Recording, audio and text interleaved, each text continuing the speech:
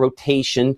We do show a little bit of that rotation on that there. Does not look to be, super duper strong on our severe threats. Again, it is saying that there's a little bit of wind shear that is showing up on that as well. Again, that's kind of interpolated it back a couple of scans. Not as impressive as, some other systems that we have seen. Certainly we haven't had it much recently. So that's what's kind of triggering this little circle that you see next to me there. As we kind of clear this off and bring it back to the typical version of Mississippi Live Weather Radar, there are some other thunderstorms that we are tracking and watching out there as well. And, these are mostly, for the most part, I'd say well below severe limits on the rest of these storms. As I bring Gabe back in here for a second with me, Gabe, does not look like the storms up north are nearly as strong, right?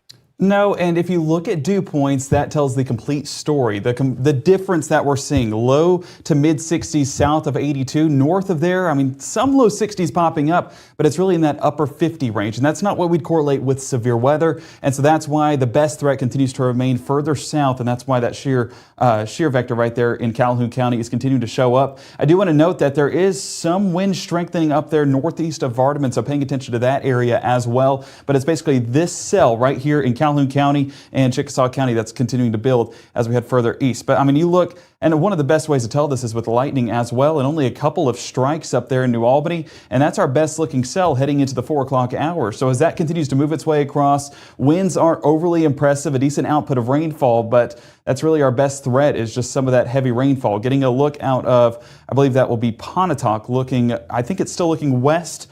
Maybe getting a little bit more of a look towards the north. You can see those dark clouds moving over the top. Again, a speedy system at about 35 miles an hour. But the big thing right there, that's going to be your winds coming out of the south, moving that moisture in. And it's definitely trying. Those southerly gusts definitely playing a part in that forecast. But dew points, 59 degrees, it's not exactly a concerning number. It's whenever we start getting into the 60s and especially those mid 60s that we're getting around the Golden Triangle and for folks in Winston and Attala and Noxubee County, Matt, that's really the focal point heading into this late afternoon, early evening time frame. But very fortunate sight to see upper 50s there, Pontotoc, for folks up north. Absolutely, you're right. That's one of the things kind of helping us out a little bit, and hopefully something that continues. Appreciate our meteorologist, Gabe Maynard. That Pontotoc camera looking toward the southwest. Appreciate the good folks there at North Mississippi Storm Chasers for partnering with us here on Mississippi Live Weather and trying to get a shot on some of these storms.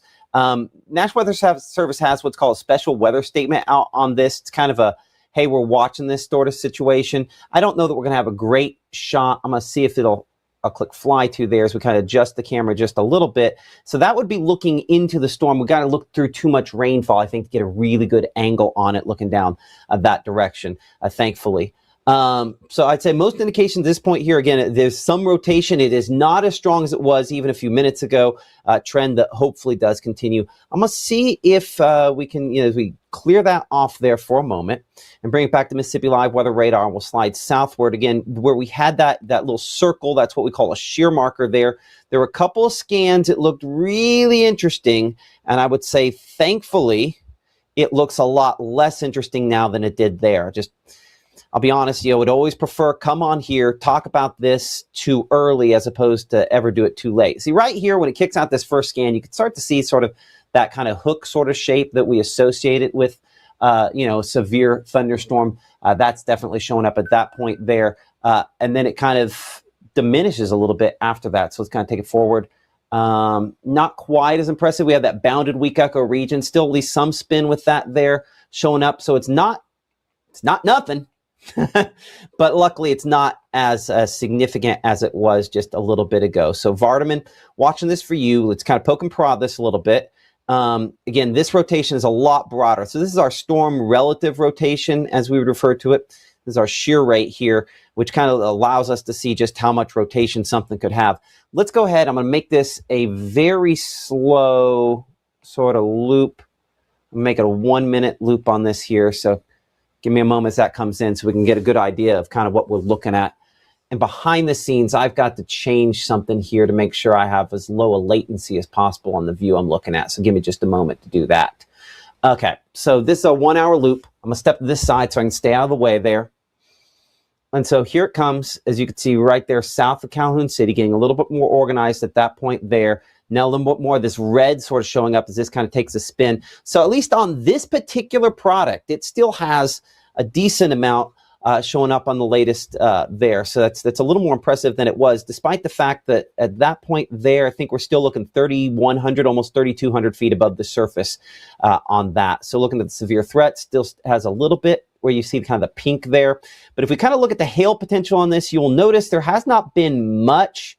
It's non-zero on this as well. But again, hail, not a particularly impressive threat on this. So possible, but I would definitely not say likely based on where we've looked at there. So if you're looking at Vardaman or out toward Houston or Parkersburg, I appreciate True Shield Roofing for helping us on this hail threat product, the new thing that for us to show here on Mississippi Live Weather. Bring back the rainfall mode on Mississippi Live Weather radar. Again, watching some of those showers, again, moving closer to Houston and Parkersburg. I'll be honest, this does not look nearly as healthy as it did a few minutes ago on here, but we'll get a new track on this. Nonetheless, this should get us all the way through Okolona to close to about 40 miles per hour if it continues that speed. We show Houston there at about 423, Parkersburg 430, Van Vliet 435, Jolly 442, Okolona 448. When or if we were dealing with the potential for this to be upgraded, if this were to be upgraded for tornado warning, some of the things that would be looked for on that would be if we had Doppler radar rotation that looked like it could develop into a tornado very soon. Now we have the rotation. Is there enough that it could be very soon? That's really the question in this situation, right? That's what we're working out on this here. The rotation was a lot stronger, in my opinion, a little bit ago. Some of our products here still defending it as a fairly decent. So that's what we're watching. So Houston 423 current time, 406. I would be at least in a safer location there, but I can tell you for sure, we do not have debris. We do not have a tornado that's been spotted. Neither of those things are the case at this point. Hopefully a trend that continues on this as well. I'm checking with the North Mississippi Storm Chasers. I'm going to bring Gabe back in here. He's been monitoring our chat back and forth with them. Any updates from the Chasers at this time? Again, nothing confirmed. Adrian is working his way over there, so hopefully getting a look at that. I think in the next 10 to 15 minutes, potentially getting a look there in the sky if this does hold together. But just stay safe out there. That's what we encourage to them. And yeah, just they're going to hopefully get us a view of that here in the next few minutes. I was checking the chat with the National Weather Service as well. Nothing of note that they're talking about, not really talking about that tornadic threat with this storm, so they don't seem as concerned with it, but definitely something to keep eyes on. Well, I'm gonna be crystal clear. I'm a lot less concerned when I was when we cut in, right? For sure. This is nowhere near as impressive because there were two things that really got my attention at that point. You know, we had, you know, some rotation there and it was in the weak echo region, you know, but we had this kind of flare up where it was clearly stacking stronger and stronger down there southwest of Calhoun City, right? Mm-hmm. And you had that one spot there where if we kind of just say, hey, what does the radar say that is? It says the straight line winds, at least at that height there, were 50, 60 miles per hour. You know, okay. But then we were able to get one where it then comes up and, oh, it's closer to 70 miles per hour. I'm like, that's enough for us to do a little cut in here just to make sure we're in better shape. But that has weakened. Even if you look at the just rotation mode, clearly we have some rotation. Oh man, if I stay out of the way, apologize. Let's get out of the way of this. Clearly we had some rotation there, right? I mean, no question. Green plus red. We can teach the kids that pretty easily. We still have the green plus red, but you'll notice it's not really touching. So this has weakened a lot. So to be clear, the only reason I think we're still on this is because we got on this. And so we'll have to make a judgment call here in a few minutes if we're going to stay on this a whole lot longer. So yeah, check with the Storm Chasers. If Adrian does get a camera up and going, let me know about that. Yeah, and we'll figure that out there. Well, one Gabe, thing to note as well, I looked up, because one of the things that we do during coverage is check social media to see if there's any posts or anything like that, or anything that's been submitted through the Mississippi Live Weather app. No reports there either. And so this is a little bit more reassuring, especially as you did have that tighter couplet, but also had those strong straight line winds, that there hasn't been any damage reports. So we're going to keep eyes behind the scenes. And for our folks in Calhoun County that may have experienced some of those strong winds and there was any damage that occurred, please forward that to us through the Mississippi Live Weather app, and we will forward that to the National Weather Service to kind of help them issue these warnings moving forward. And so that kind of helps them out, but also just keeps folks informed as to what's headed their way. Absolutely. And I would say, it's probably more the exception to the rule that to see damage in this case, but not an impossibility. These are what we call low-topped supercells, so it's more likely than not they will not produce damage. Thank you, Gabe. I appreciate that. Current time is coming in, 4:09, almost 4:10 here. You're watching Mississippi Live Weather app as we are tracking the potential for maybe some brief wind damage. I'll be honest, here in the Room Durham Weather Center, we've talked about a couple times today the potential for rotating thunderstorms. This is not a tornado setup. This is one of those scenarios where it's not impossible something happens, but this is not a tornado setup for us. The moisture values are just not quite high enough. Now, they are better than some of the models had them. But we look at that dew point there, that measure of moisture is based on the same scale as the temperature. When this number's in the 70s or at least mid to upper 60s, we have a better chance.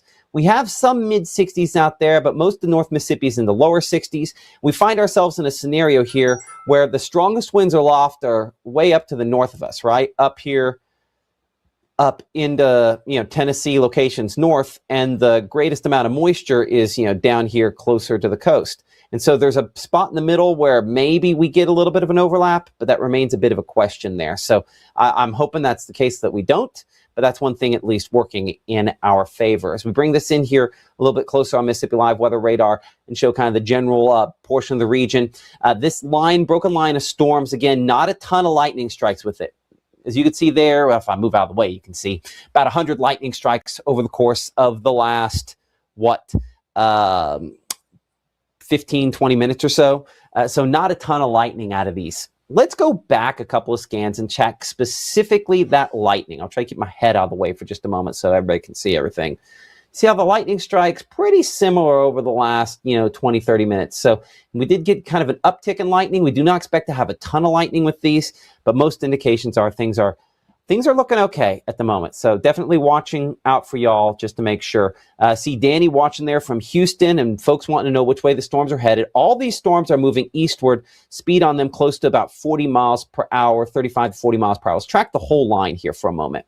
I'm going to track the heavier parts. The rain will start before this, but I'm just tracking kind of the heavier parts of this line at about 40 miles per hour. So 35, 40 miles per hour. Gives you kind of some times there.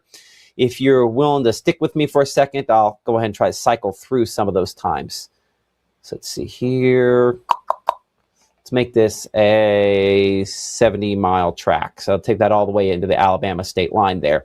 So again, we show, we're going to have to come here to slightly bigger spots for just a moment. There we go. So Ackerman, we're looking 414, so pretty much over top of you at this point. With, again, some of those showers and storms well below severe limits for you. Corinth, we're looking 415. I'd say it's unlikely for you in Corinth that these go all the way to severe levels, but certainly some heavy rainfall with that. It's really just this one up there approaching locations around Thorne and Houston. We'll get in close on that, get a new evaluation on it here in a moment. But you can generally see, again, some of those times there as this works its way eastward, picking out a few there. Tupelo about 425 or so, Boonville 427, Guntown 430, Burnsville about 438 as well, Starkville about that time, Louisville 438, Knox Pater about 445, Iuka 450, Fulton 451. If you give me a minute, I'm going to try to get that closer to, we show, there we are, Tishmingo about 458. We'll select that as the first city. There we go, and a whole new set of cities kind of on that list there, getting closer to Belmont, about 507. Oh, where are we at? Macon, about 521 for you. Shuqualak, 530, and working its way into Alabama. You can see Florence there, close to about 530 or so. One of the things I find interesting that we'll look at here in a minute is the line of storms kind of behind this as well. As we look at kind of our mosaic here, some of these thunderstorms have been a little heavier back behind this as well. But over the last little bit, they have not looked quite as impressive the last hour versus where they did. A lot more red about an hour ago versus where we have them right now. I'm going to use another exclusive thing we have here on Mississippi Live Weather, if you'll stick with me for a second. We do have the ability to use kind of a futurecast sort of radar here as well. So our future radar, just another way to kind of give you kind of a 2-hour look. It's similar to what you have on the app, but a little bit different here.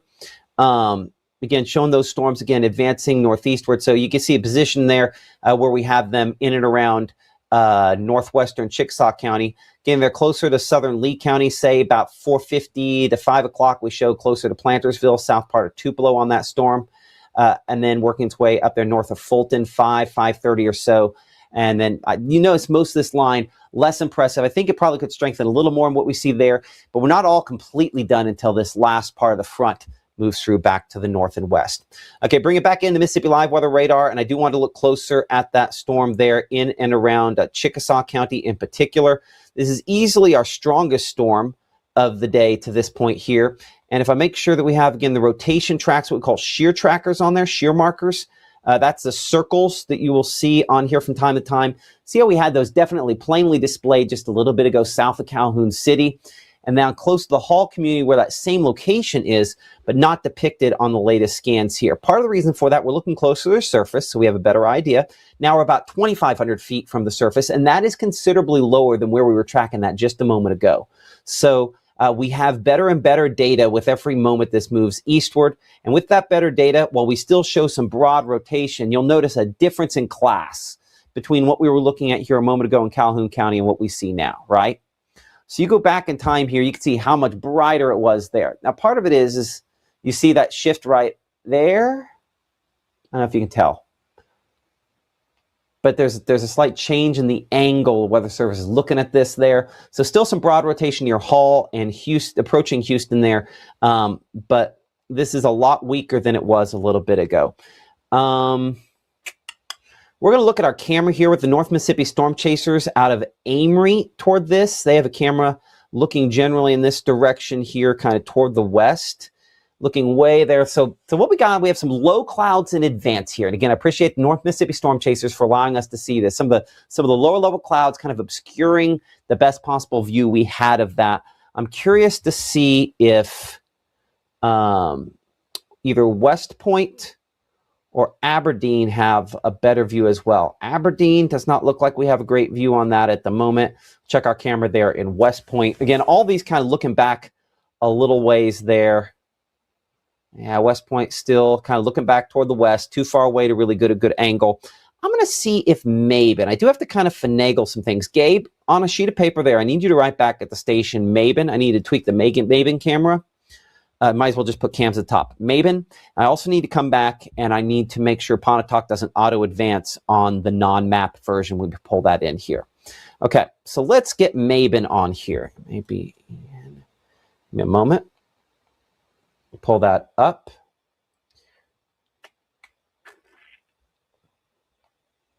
Okay, so this is our camera there in Mabin.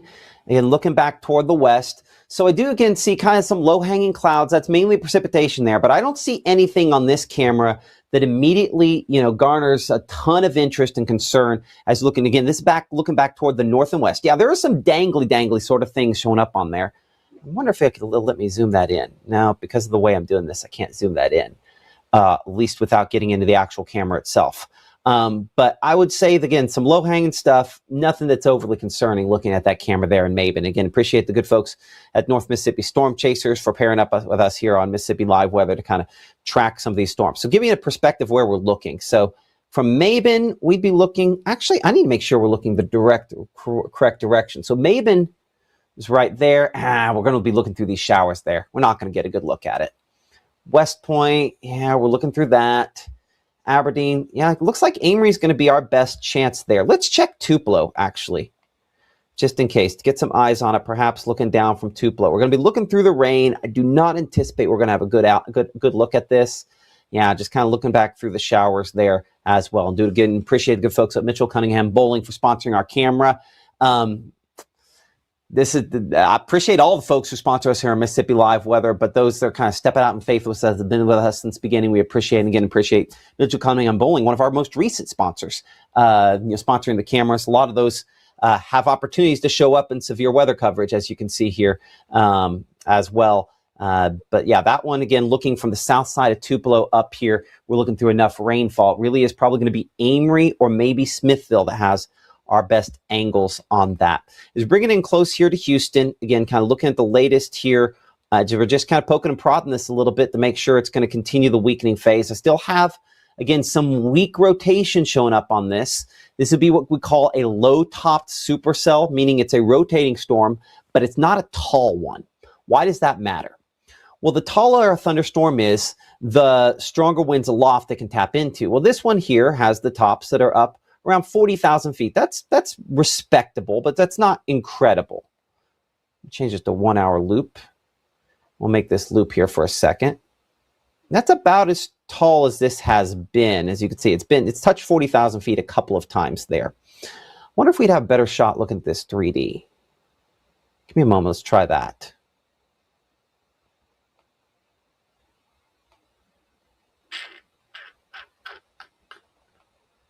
Let's clear off all of that. Look three-dimensional on this. So yeah, this does a better job maybe of telling it the fact that you have, hold on, let's bring it back in there. We kind of have this, the taller part where we have the strongest winds aloft kind of focusing up to, it's kind of on the north side up there. So we're looking more on the south side here. This would be the spot where we have the rotation. I just don't see a lot there to be super concerning at the moment. So hopefully that continues to be the case, but that's largely, I think a good sign, all things considered. Bring it back to 2D mode on Mississippi Live Weather Radar. I might actually leave it on the official 3D for just a second here. Let's see here. And I do want to check and see if the chasers are up. I'm going to bring Gabe in here for a second. Gabe, have we heard anything from the North Mississippi Storm Chasers? It's actually what I was texting about right now, getting a little bit more on Adrian's positioning, but we'll touch base with him and get back to me in like 2 minutes, and I should have an answer. Okay, do they have a stream up? They should. So Adrian has a stream up. Let me get on there. It looks like he is up. It is pulled up on the, well, actually I can pull it up on the monitor behind me. If you pull that up on the BAM, we can pull it up like that, or we pull it up on that BAM computer. Is that? I'm gonna take the chance there. There you are. It certainly is mean. Okay, so there we go. So that's North Mississippi Storm Chaser. I'll bring Gabe's microphone on there. I'm gonna take Adrian's down here for a moment. Gabe, do we know the location? He's driving through Houston right now. Okay, so he's got a good eye on it. So after all this, that's probably the best one we have at this point here. So what I'm going to see if I can do is if I'm able to potentially sort of double box that. I'm going to send it to you on the BAM for a second, and then with that behind you, and I'm going to fix some stuff. Yeah, so just making sure, James with the North Mississippi Storm Chasers confirming that it is Houston. He is driving west through the Houston area. As you can see, that light rainfall on the leading edge already starting to come down. But we do have that shelf as well that you're getting a view of right there in the distance. That's that leading edge of those storms that are building on through. Of course, the Houston storm, or at least the storm that's moving into Houston, has been the most impressive one so far this afternoon. And as we continue into that late afternoon time frame, hopefully this gets, there we go. Okay, pulling into the Dollar General, so probably going to hold up there as the storm continues to work its way from west to east. And so again, folks there in Chickasaw County, if you have not gotten the storm just yet, again, it is building into the area, not going to be those extreme lightning producers, but it's going to be one that we're watching for the most severe potential. Earlier on, it did have that rotation, hence why we came on a little bit early to talk to you guys about that, but fortunately has not built any more from there. It's actually weakened just a bit since that time frame. So we're continuing to assess that storm, and again, appreciate the North Mississippi Storm Chasers and of course Adrian with the North Mississippi Storm Chasers for providing us this live look in over there, and love getting to work with them, and grateful that they get to partner with us on days like today where, you know, we can kind of both work together to keep you guys informed. I do want to note that earlier on we did have that strong wind. Still haven't heard any reports so far, so that's a very reassuring sign. Hopefully that means this was just a heavy rain producer, maybe a little bit of lightning producer, but that was really it. And that's how we continue to confirm things. But if you do have anything, forward that to us here on the Mississippi Live Weather app. Okay, I'm going to double box our radar here with North Mississippi Storm Chasers. And so this is Adrian with the North Mississippi Storm Chasers in the Houston area, kind of getting in position. So I'm going to leave his video up here at the same time. Gabe, I'm going to move yours on. I'm going to leave your audio on as well. I'm going to, if you will mute your microphone, he's going to go in and out because of some cell phone service out there. That kind of happens from time to time. But if you have additional information, go ahead and pop your mic back up. So I do want to say, we've been Yes. tracking this storm. Might want to jump further south towards Attala and Winston County. Tornado possible on that warning down there. A little bit of a tightening on that rotation, one that I've been looking at behind the scenes as we've tracked this main cell up a little bit north. Okay, so this is what Gabe was mentioning a minute ago here. New severe thunderstorm warning issued just within the last couple of moments with the tag tornado possible from the folks there at the National Weather Service. So what are we dealing with? So we're going to change the radar site here. We're going to go down to the Jackson radar site, which should have a closer look at exactly what this is dealing with. And Jackson is choosing, again, National Weather Service offices sometimes choose to handle these in slightly different ways. You're looking at Houston on the right there. You're looking at Kosciuszko on the left, and I think we're going to bring it back here to the Kosciuszko shot here in just a moment from the folks there at North Mississippi Storm Chasers. As we bring up their camera down there in Kosciuszko at this time, see if we pop that up, giving you an idea. Again, Kosciuszko kind of back in it. This kind of looking, I believe, more in a southwesterly sort of direction. The reason I'm looking at this partially is just to kind of get a check there on the dew point. Measure of moisture coming in 63. So a decent amount of moisture out there versus farther north. Still somewhat of a limiting factor. So while I think we are going to see these rotating storms from time to time, I think it's most likely that we end up seeing the potential more for, say, damaging wind gusts than anything else. Okay, so I think the best place to probably put this, I'll probably park this right over there so you can see the severe thunderstorm warning. So I'm going to bring Adrian down. Gabe, I'll have you watch the, well, I say that. We're going to come back to that storm in a second. Okay, let's bring this back over here to Mississippi Live Weather Radar. And as we do that, I'm going to get a storm track on this because as we're looking at this storm down here, again, we have some rotation and we are looking still fairly high on this, about 4,000 feet up there. And kind of looking at the very latest on this, I still do show some decent rotation there. Let's look at the shear rate. And we do have our little shear tracker, our markers, our circles should be showing up on that there. So if you're ahead of this, let's make sure we're at least getting to a safer sort of location. I'm going to pop up, again, why this is issued here for a second. Again, Doppler radar has detected rotation that could develop into a tornado. So the National Weather Service is saying, hey, just out of an abundance of caution, let's make sure we are in the safest possible location there. Kind of looking ahead of this. Again, this is a severe thunderstorm warning with the tag rotation possible on that. So time there, again, Kerr, we're looking at 441 for you, High Point 453, McMillan 456, Gum Springs at 503, Evergreen 505, Webster 508, Mill Creek at 510. So I would recommend, I think it's reasonable that if you're ahead of this in some of those spots that we do get to a safer location. Again, tornadoes, I would not say are likely, but they're not impossible. I would say it's unlikely that we see tornadoes out of this, but weird things happen from time to time. So let's just make sure we're in our safest possible location here. And so that's what we are tracking there in Attala County, moving to Winston County. Yep, I need to clear off that track because what I didn't do is while I think I had the angle correct on that, I want to make sure that, you know, we include in the track here, as we go back to the rotation mode for a second, I want to make sure that we include Louisville. And I know that folks in Louisville are very sensitive to weather, as you should be considering history. But I just want to get you a time there because I know that folks are like, well, we're that close. Let's just get you the time. Louisville, we've been looking at that for you by about 4:59 if it continued at the speed it's coming right now, about 4:59 for you. So, you know, still ahead of it. And one thing to just keep in mind here, anytime we're talking about active weather like this, is we need to be building our armor. And the way to do that is a couple of different ways. Number one, never rely on just one source. Make sure you have multiple layers to protect you in the case of severe weather. Weather call is what I'll talk more about that in a minute, but that's what I have for my family. It is that personalized tornado warning to let you know, hey, something has happened. Matt's on a different storm. Well, if I'm on a different storm, not looking at your storm, we'll get there.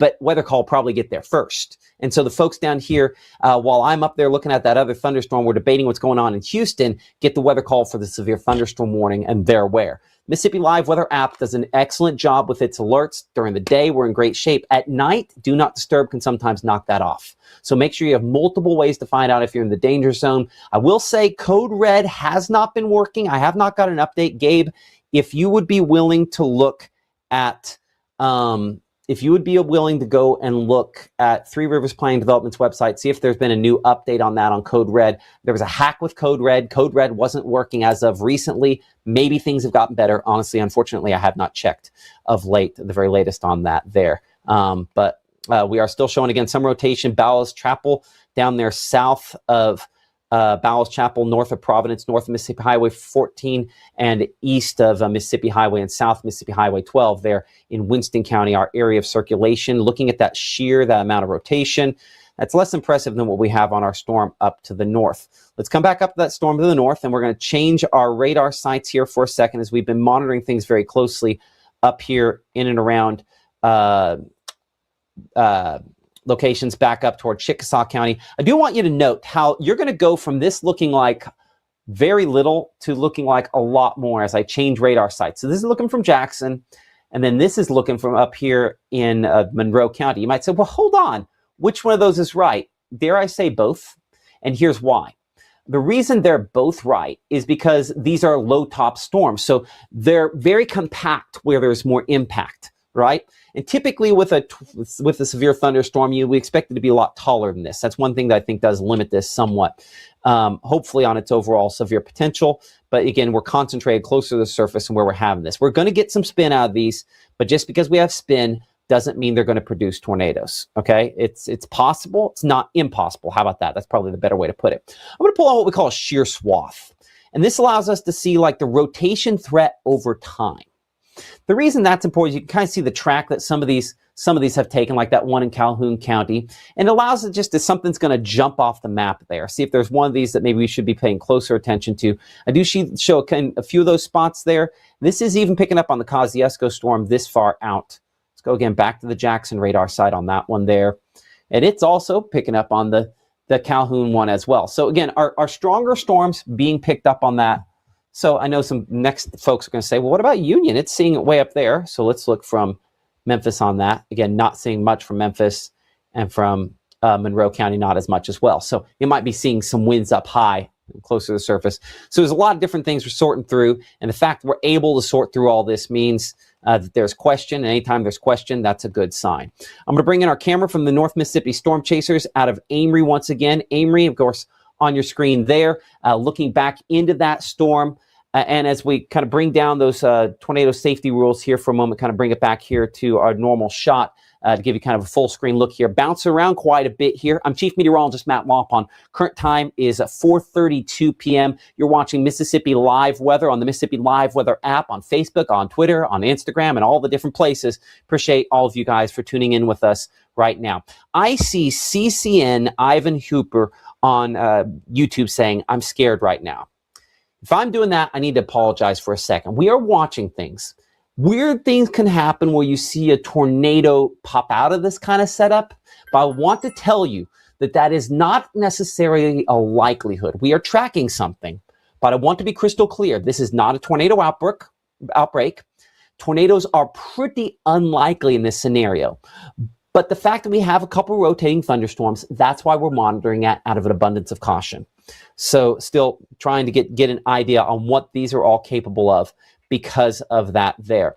With that in mind, again, checking, I don't know, Gabe, if you could pull up Adrian's shot there with the North Mississippi Storm Chasers. Again, if we can get that up and going, I'm kind of watching that behind the scenes here. If that comes back, we'll see that there. Again, this is looking toward that storm from probably the Chickasaw County area there. Adrian Roncahone with the North Mississippi Storm Chasers. As you very well know, cell service is what cell service is, and so from time to time it can be difficult to get good, clean shots out. But he was most recently in Houston and monitoring the thunderstorms there in Chickasaw County.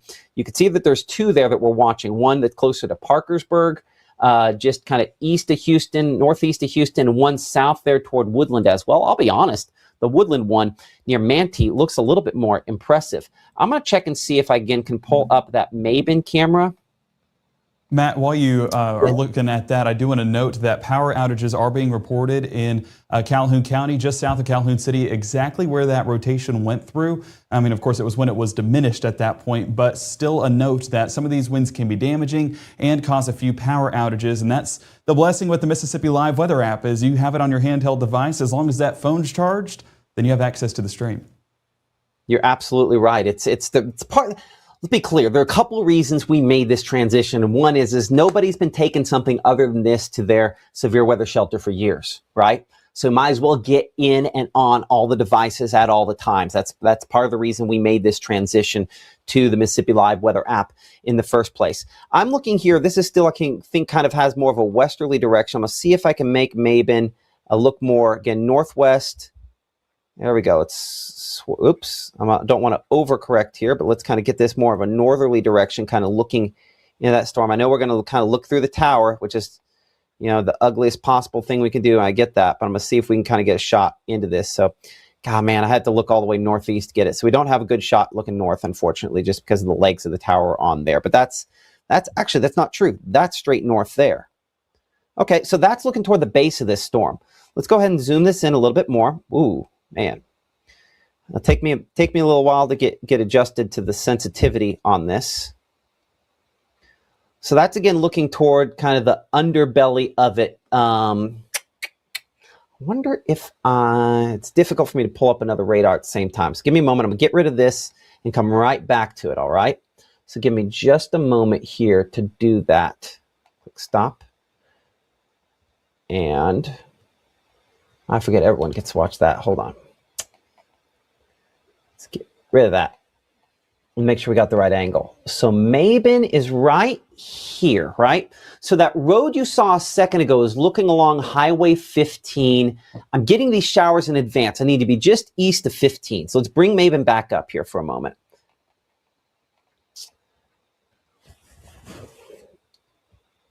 Okay, so you can see 15. That's that road at the bottom of the screen there. So let's go ahead and we will zoom it back out just a little bit more.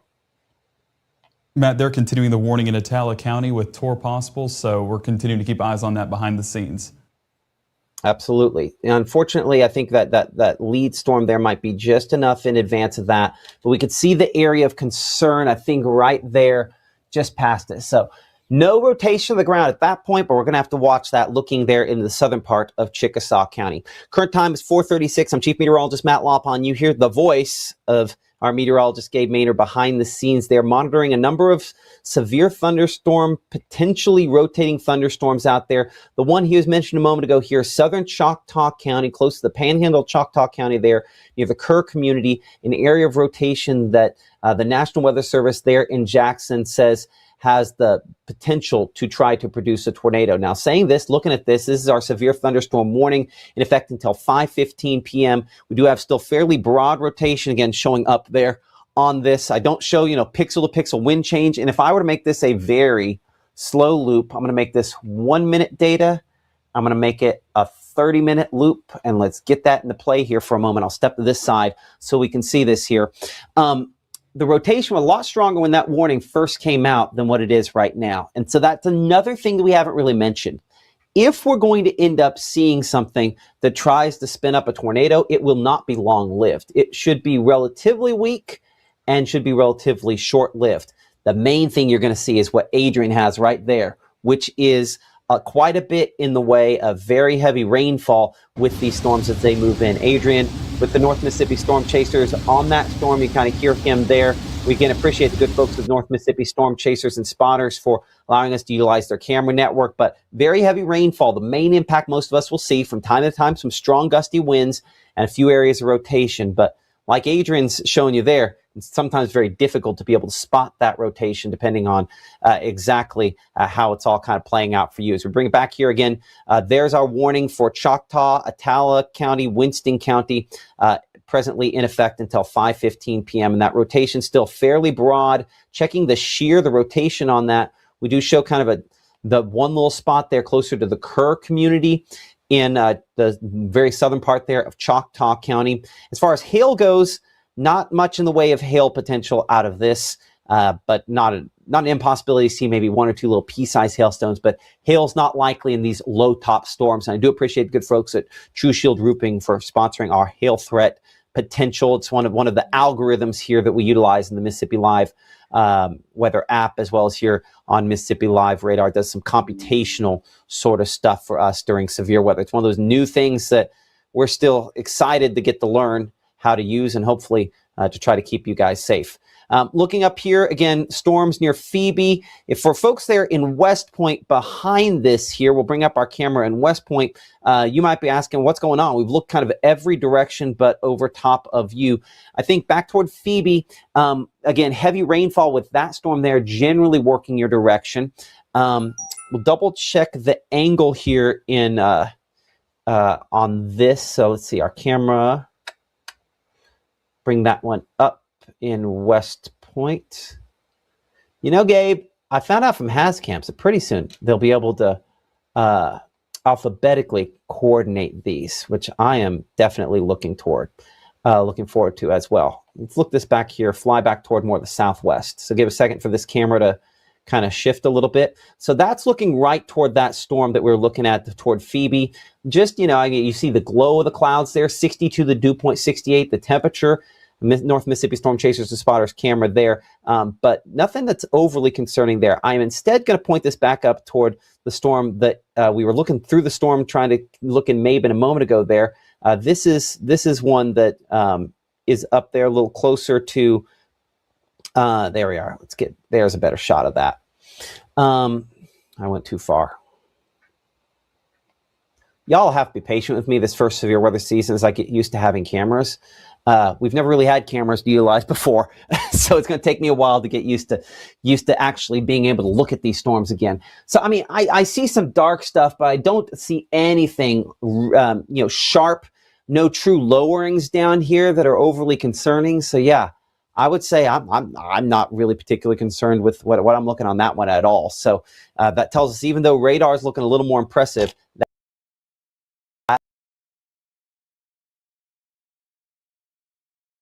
is looking sign. I'm going to bring you back in here for a two questions. Number one, let's look at those power outages you were talking about, because I know you have some of those popped up there. And two, did we ever get the forecast into the thing? Yes, forecast is in, so we'll be able to look at the future, and trust me, it looks a lot better.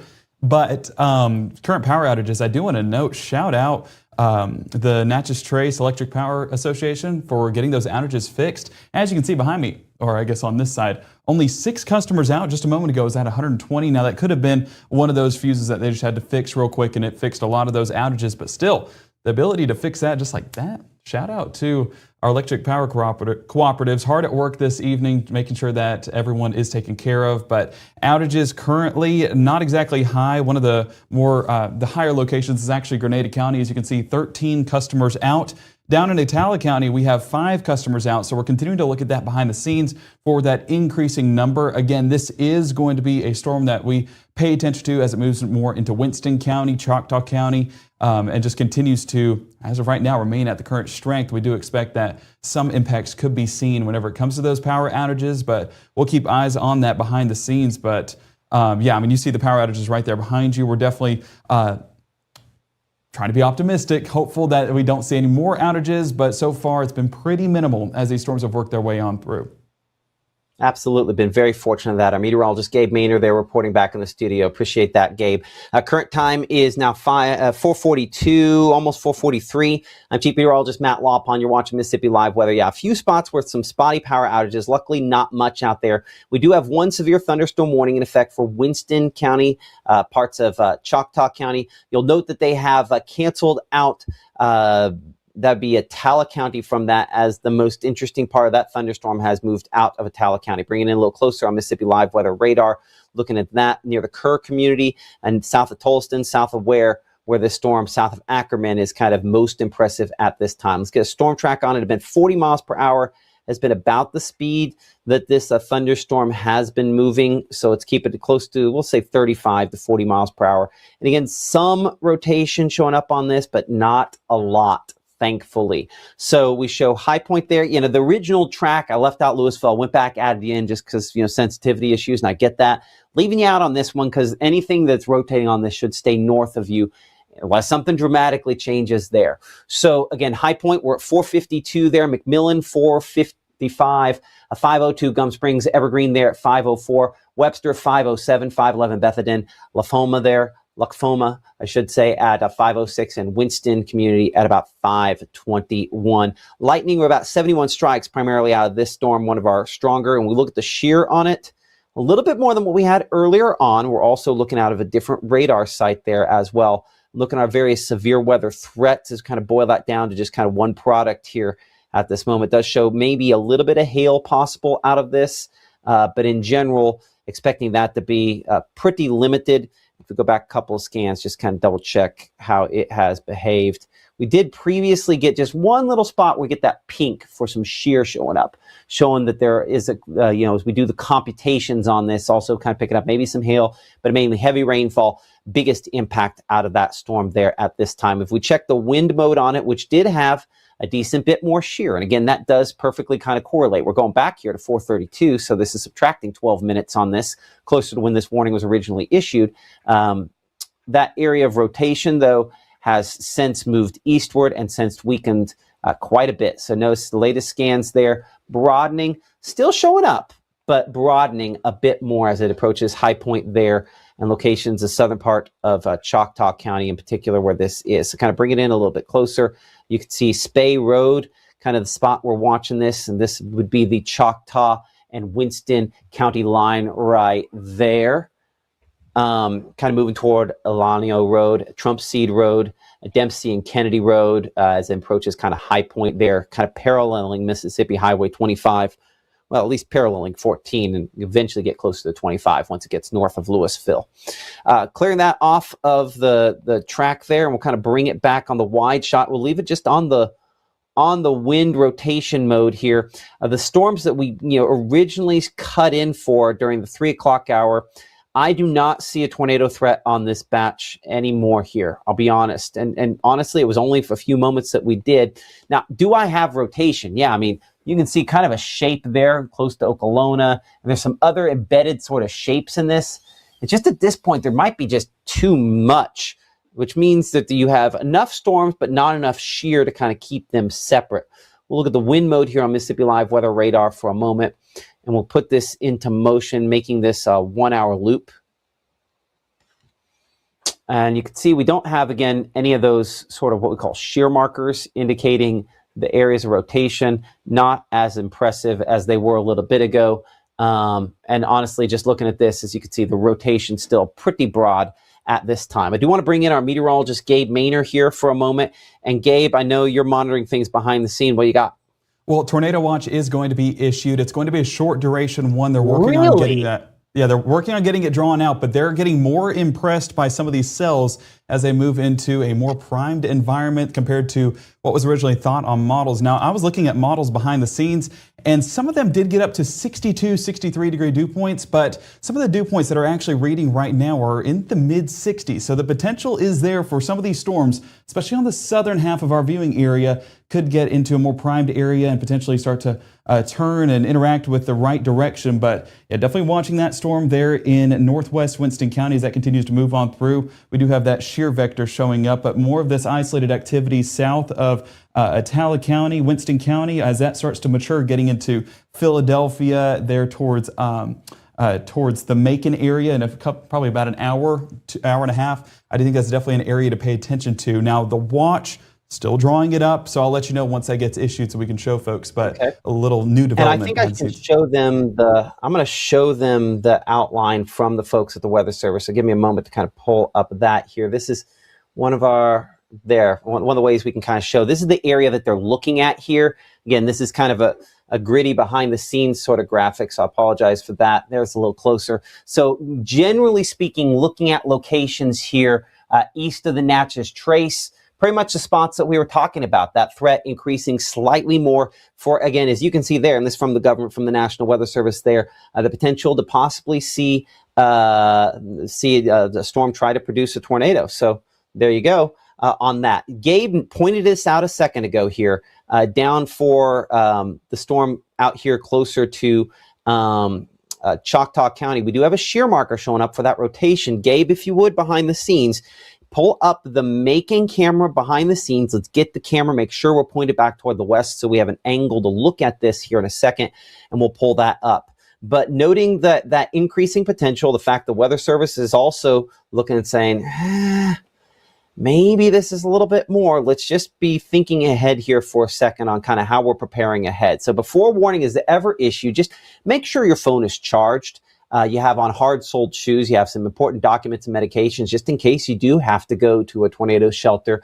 And then, of course, stay within steps of that tornado safe place. If necessary, we're not there yet, but if necessary, and it looks like this is taking that next step and you find yourselves in far eastern Winston County, or you're out there in Noxubee or maybe southern Lowndes County, and this were to get stronger like that, that's when we have to do that last step there, evacuating mobile homes. But ultimately, we're just trying to assess our surroundings and make sure that we are in the safest possible location. That's kind of one of the big headlines anytime we're talking about this, is we just want to make sure we're as safe as possible. So just a reminder, that safe place is a sturdy structure, a small windowless room where you can wrap up in blankets and pillows, put on a helmet to protect yourself from debris, and stay there until you can get the all clear. But I think one of the most important things to remember is you have to know if you're in danger. And that's where Mississippi Live Weather Call comes in here. As we kind of bring it here behind the scenes, I'll pull up Weather Call for a second. Weather Call is kind of that personalized tornado warning to let you know, hey, if they do have to step this up and it does require a tornado warning to be issued, then we need to probably make sure that we have a way to find out. That's where Weather Call comes in. It is $15 a year. It's, I guess, really only about $1 a month or so, a little bit more than that. But it will call you if a tornado warning is issued for your area, and then call you back if a tornado has been confirmed. Also calls for life-threatening flash flooding and extreme severe thunderstorm warnings as well. So there are multiple ways in which it can protect you and your family, and it's what I have to protect my family. So certainly recommend you checking out Weather Call, and appreciate that. I see Gabe adjusting the camera there in Macon behind the scenes. I will note, Gabe, that if you can do that on probably the BAM computer as well, would probably be the best place to be able to do that, because I think we're going back and forth over each other. But I appreciate you pulling up there, because now I can see it behind the scenes. Let's go ahead and bring that up for everyone else at home to be able to check out that camera looking back toward the Macon areas. We bring it back here again to our shot in Macon. Appreciate the folks at the North Mississippi Storm Chasers for again, help us utilize these cameras. We're gonna look back slightly to the left here, so we're looking more directly west, because we've got to look a long ways to the west to see this there. And so, I mean, it's just looking through a lot of dark at this point here, and I do worry, based on what time sunset hits, which is basically now, that we could potentially be dealing with a scenario where this is it's dark before we have anything to end up seeing there. So yeah, that could be the way this works out. I'm gonna bring this back over here to the regular version of radar. I'm gonna let Gabe kind of track some of the things here. Gabe, I'm gonna log into your computer. I'm gonna let you do a storm track on this as we bring you back on here. Let you do a storm track from the monitor there on this storm, kind of latest on that. Again, severe thunderstorm warning in effect until 5:15. Yeah, and we're going to go on the part of the storm that has that rotation. That's going to be right over the area of High Point, still in that Winston County area, but going into the southern portion of Choctaw County as well. So if we drag this out, and again, it's going to be a bit ahead of our shear vector just because, I mean, the storm's moving. We're tracking it still at about 35 miles an hour, and that's going to be on the safe side of things. So as we highlight in a few of these points, I'm going to drag these sites right over here, and you can see High Point right over the top of you guys right now, 454. So go ahead and be steps away from that safe place just to be on the safe side of things, still a ways away from producing, but it is getting a little bit more concentrated. As we get closer to Gum Springs, that's going to be 505, Webster 510, Beth Eden about 515, Winston 526, Lynn Creek 535, and on there towards Octok by 536. That's going to be getting into the southern part of of Oktibbeha County, luckily going south of Starkville. That's where we believe right now, but I am working behind the scenes to get our meteorologist Caleb Edelblut potentially getting a shot of that storm down there because he is in Starkville, finished up the school year. So fortunately, a lot of those students on out of town, so we're not going to see anything, or at least they're not going to see anything as they hopefully went on home. But as you can see, latest scans continue to come on in, and that is going to be moving basically right over High Point right now. And if we pull that up, I'm going to change this over to our wind mode, our velocity mode, and that's going to be, let me pull this up right there we go. You're still getting that concentrated area of the inflow, outflow, and that point right there at the intersection, right over the top of High Point. If we drag this in a little bit closer, we can get a few specific areas. So that's going to be right along High Point Ware Road, moving closer to Highway 15. We're about 1 minute away from that point. And as you can see, total strike's about 35. So this is still an energetic system, meaning that it is still mature enough to produce something in the near future. But still right now we are a little bit of a ways away, and you can see that a little bit better with our debris mode right here. Nothing showing up that's showing anything on the ground. So again, we're looking at that hook. Let me drag this back in. That hook that's happening right there, and you can really, if I draw this out, get the inflow, outflow a little bit better. So you have this wrap around right there, and unfortunately, there we go, drag this out. So we get this wrap around, and we have that inflow right here on that leading edge. And so that's where you're going to get this interaction of that inflow, outflow direction. And so this is the point that we're watching for that rotation. If we make this back into our wind mode right here, dragging this out right there, there's where we get that inflow outflow. So lining up with where we expect that reflectivity to be. So that's why we're keeping eyes on this cell as we continue over the next about hour or so, as that still is in a primed environment. So bring it back here to our preset Gabe. mode. What we'll also do, Gabe, if you can, I need you to verify on that screen in front of you. Click verify so it saves that login info on the screen in front of you. I'll still radar from you for a second, so that way it stays logged in for that account. That work? That works. Okay, I'm gonna switch it over here for a second while we get that done. A few house cleaning things behind the scenes, so Gabe's able to control the cameras from there in front of the monitor. Had to get him all logged in here. As he talked about, there is that rotation here, and again, we're fairly high up. We are about 4,600 feet above the surface. I mean, that's close to a mile up. And when you're talking about a low top storm like this, that's important because we're just looking. We would want to see closer to the surface, and I guess that's every single day. But on these kind of storms, it becomes pretty important as well. So yeah, that's why part of the reason I think the rotation looks the way it does is just because of how high up we are looking away. But clearly it shows this is a rotating thunderstorm, no question about that. But that also means that once getting confirmation as far as tornadoes are concerned can sometimes be tricky in this sort of situation. Hopefully a situation where we don't get that kind of confirmation there. So generally speaking, let's get you a storm track ahead on this. Again, speed on this storm continues to be about 40-ish miles per hour. So we'll take about 35, 39, we'll say there. So Gum Springs about 502, Webster 507. We're looking closer there toward Bethedin there at 511. And gradually kind of working its way beyond that point in time there. Gabe, if I'm going to bring you back up here for a second. I know that you're working on trying to get Caleb up and going on that. Talk to me. I might be better off on trying to get that up. So talk to me what we've got. Does he have a vMix call login?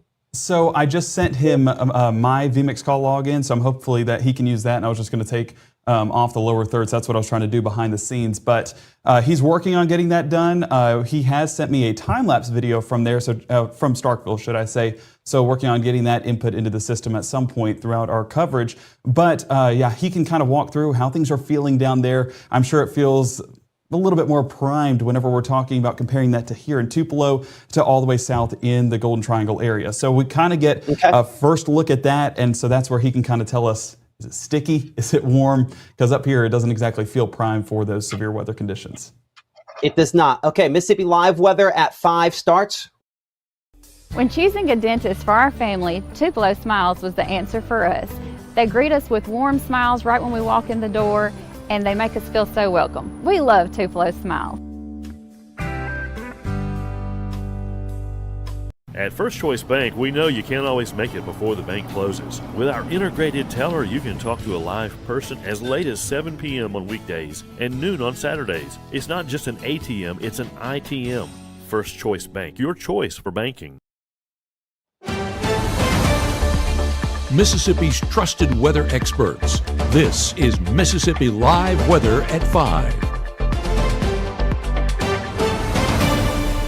I'm keeping meteorologist Matt Lopon. You're watching our continued coverage here, Mississippi Live Weather at 5, starting right now. Gabe, behind the scenes, I'll have you do a push alert to let people know that we're continuing here with our live coverage. What is new as of 4:58? Winston County now extended here with a severe thunderstorm warning. Does extend past Craig Springs there into Oktibbeha County, as well as for locations back there closer to the northwest section of Noxubee County. So Noxubee, Oktibbeha, Winston counties all under a new severe thunderstorm warning till 5:45 p.m. for the potential for a thunderstorm showing some signs of rotation to possibly produce some damaging winds and maybe something more than that. We do have team coverage this afternoon of these storms here. I'm in the remote room-to-room weather center here. I want to bring in, hold on, because I think we have another click here to make. There we go. Bring in our meteorologist, Gabe Maynor here, also back in the true room-to-room weather center there.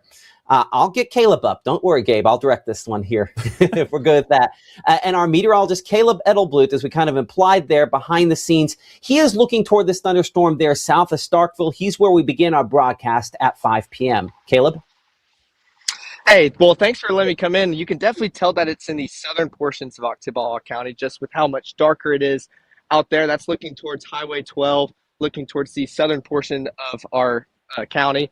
But the storm's starting to move in, starting to see darker clouds start to move in as well. I was up north in North Farm, and that brought in some kind of nice sunset looks. And actually, I just moved around. You can see a flash of lightning as well. So starting to see that storm get a little bit closer towards our county and kind of just grace by it just a little bit. But right now, not really pouring, not really raining here, just a soft drizzle and sprinkle occurring.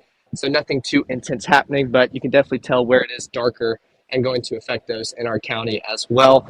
But still getting closer and closer, moving in. You can definitely tell it got a lot darker than what it was earlier. So just a little cool sight to see. I got a time lapse to show as well. So hoping to keep eyes on this storm, see if it'll be a little bit more energetic, because there was a shot of lightning just a second ago. But as of right now, nothing too intense, which is good here in Oktibbeha County. Okay, that's our meteorologist, Caleb Edelblut there in Oktibbeha County. We'll probably talk back with you here in a minute. As you can see, our meteorologist, Gabe Maynor, back in the studio as well. And Gabe, one of the things, again, continuing to monitor on these power outages, they have improved somewhat, have they not? They have. We had 120 outages in Calhoun County just about an hour ago when that storm, the first initial storm that caused us to go live, went on through. Now, as we look at a few of those outages, I'm going to bring it back here to our overall power outage map, update that. And as you can see, not exactly a ton of outages. Tate County having about 372. That's that secondary line that we haven't talked too much about, and that's going to bring some gusty winds as well. But luckily, a lot of that energy has been eaten up by this first line. So how much is left? That's the golden question as we head into that secondary threat. But already seeing over 300 outages shows that it does pack a punch still. Absolutely. So where are we most concerned? We've kind of alluded to this a minute ago. And again, our continued coverage prior to the beginning of the 5 p.m. show, we were in pretty close here on this storm that we dapped down in north of Louisville in Winston County here. Going back to the wind mode on Mississippi Live Weather Radar, still do have rotation. And we're looking at this from a bunch of different sites. This is from our Monroe County site there. Again, Louisville, bottom of the screen there here.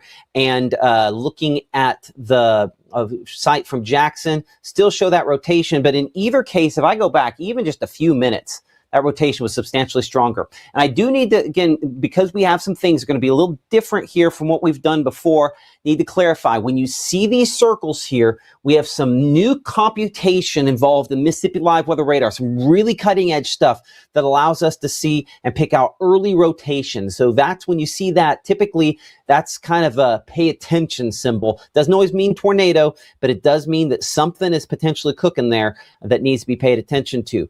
In saying that, this has weakened a little bit more as it's moved northeast, but I still showed there just kind of northeast of Mississippi Highway 25 up here in northern Winston County. an area of rotation that still deserves to be monitored as it moves toward the northeast. Bring about the precipitation mode. Let's get you a storm track ahead on this, and we're going to kind of check out our other thunderstorms here in a moment as well. So tracking it toward the northeast, 508, we're looking for the Webster community there. We're looking closer to Bethedin. Let me clear that, move that over on the side. So we have that all the way over there, so we kind of cram everything possible. Something like that. We'll figure out the best spot to stick all this stuff eventually. So again, north of Louisville where this is, northeast of Louisville, and it'll stay northwest of Macon. Blue box, there's a new tornado watch issue just moments ago. More on that in just a second. Winston community, we're looking at 522 there. Lynn Creek 530. Penns at 542. 542 also there for Crawford. Again, moving about 40-45 miles per hour. So I referenced this a second ago. I'm going to pull off a lot of the stuff here for a moment and put on just the alert. So you can see that severe thunderstorm warning. That's what that yellow county is there. All the counties in blue is a tornado watch. That's in effect until 9 p.m. For our Mississippi counties here, again, Mississippi Live weather, we're looking there for Itawamba County at 9 p.m. 9 p.m. Franklin, Alabama, Marion, Alabama, Lamar, Pickens, Noxubee, Winston, Choctaw, Oktibbeha, Lowndes, Clay, and Monroe counties. Also just outside the area, Kemper, Neshoba, and Leake counties, all under a tornado watch that in effect until 9 p.m. this evening. Watch means conditions are in place that could potentially lead to the development of something, and luckily could is still the question on this. But because we're looking so far ahead, we just need to be thinking about things. We need to be thinking about building our armor because additional warnings and alerts are going to be likely going forward. Again, I got, the different alerts. I did not get the tornado watch alert for the Mississippi Live weather app because technically Lee County, where I'm located, did not. But for those folks out there, you should have gotten an alert in the last couple minutes here related to that as well.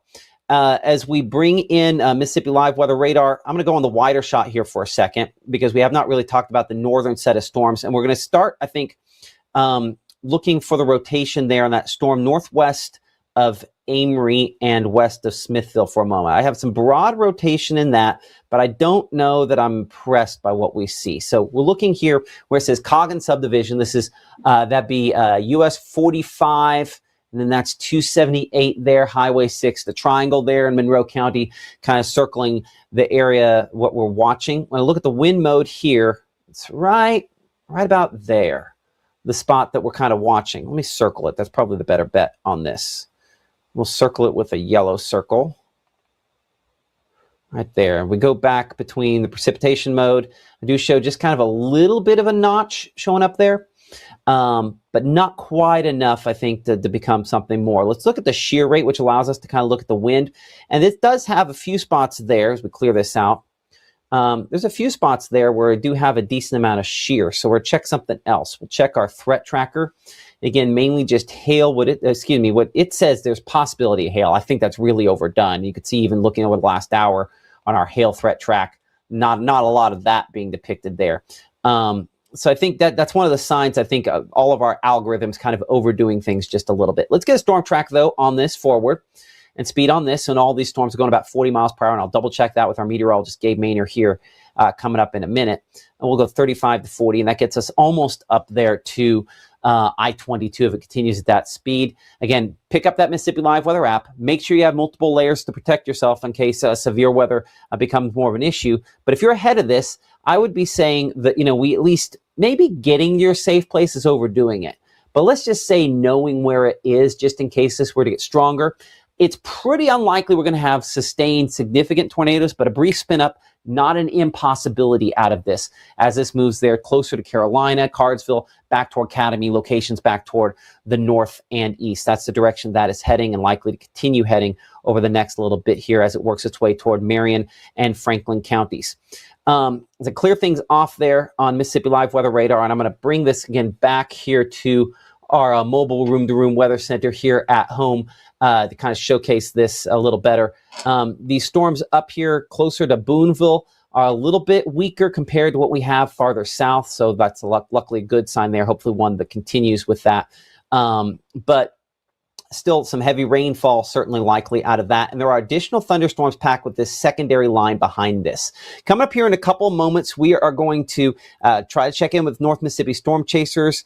Stan, it does look like, is out there. We will see if he has a live stream. Gabe, we'll be looking at that here in just a moment. We'll have the very latest on that as Mississippi Live Weather continues here from the Room Weather Center right after this. Give the gift of a delicious burger from Bulldog Burger, a soup and sandwich from Sweet Pepper's Deli, appetizers and cocktails from The Grill, or even a wood-fired steak from Harvey's. Choice is the perfect gift. An all-in-one gift card from Eat With Us.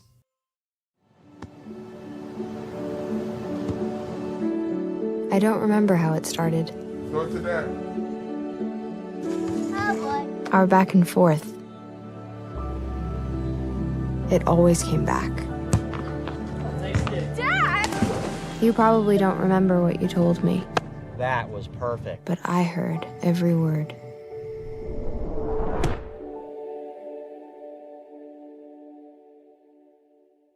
If you're a family of 4, 5, Or 6, 7.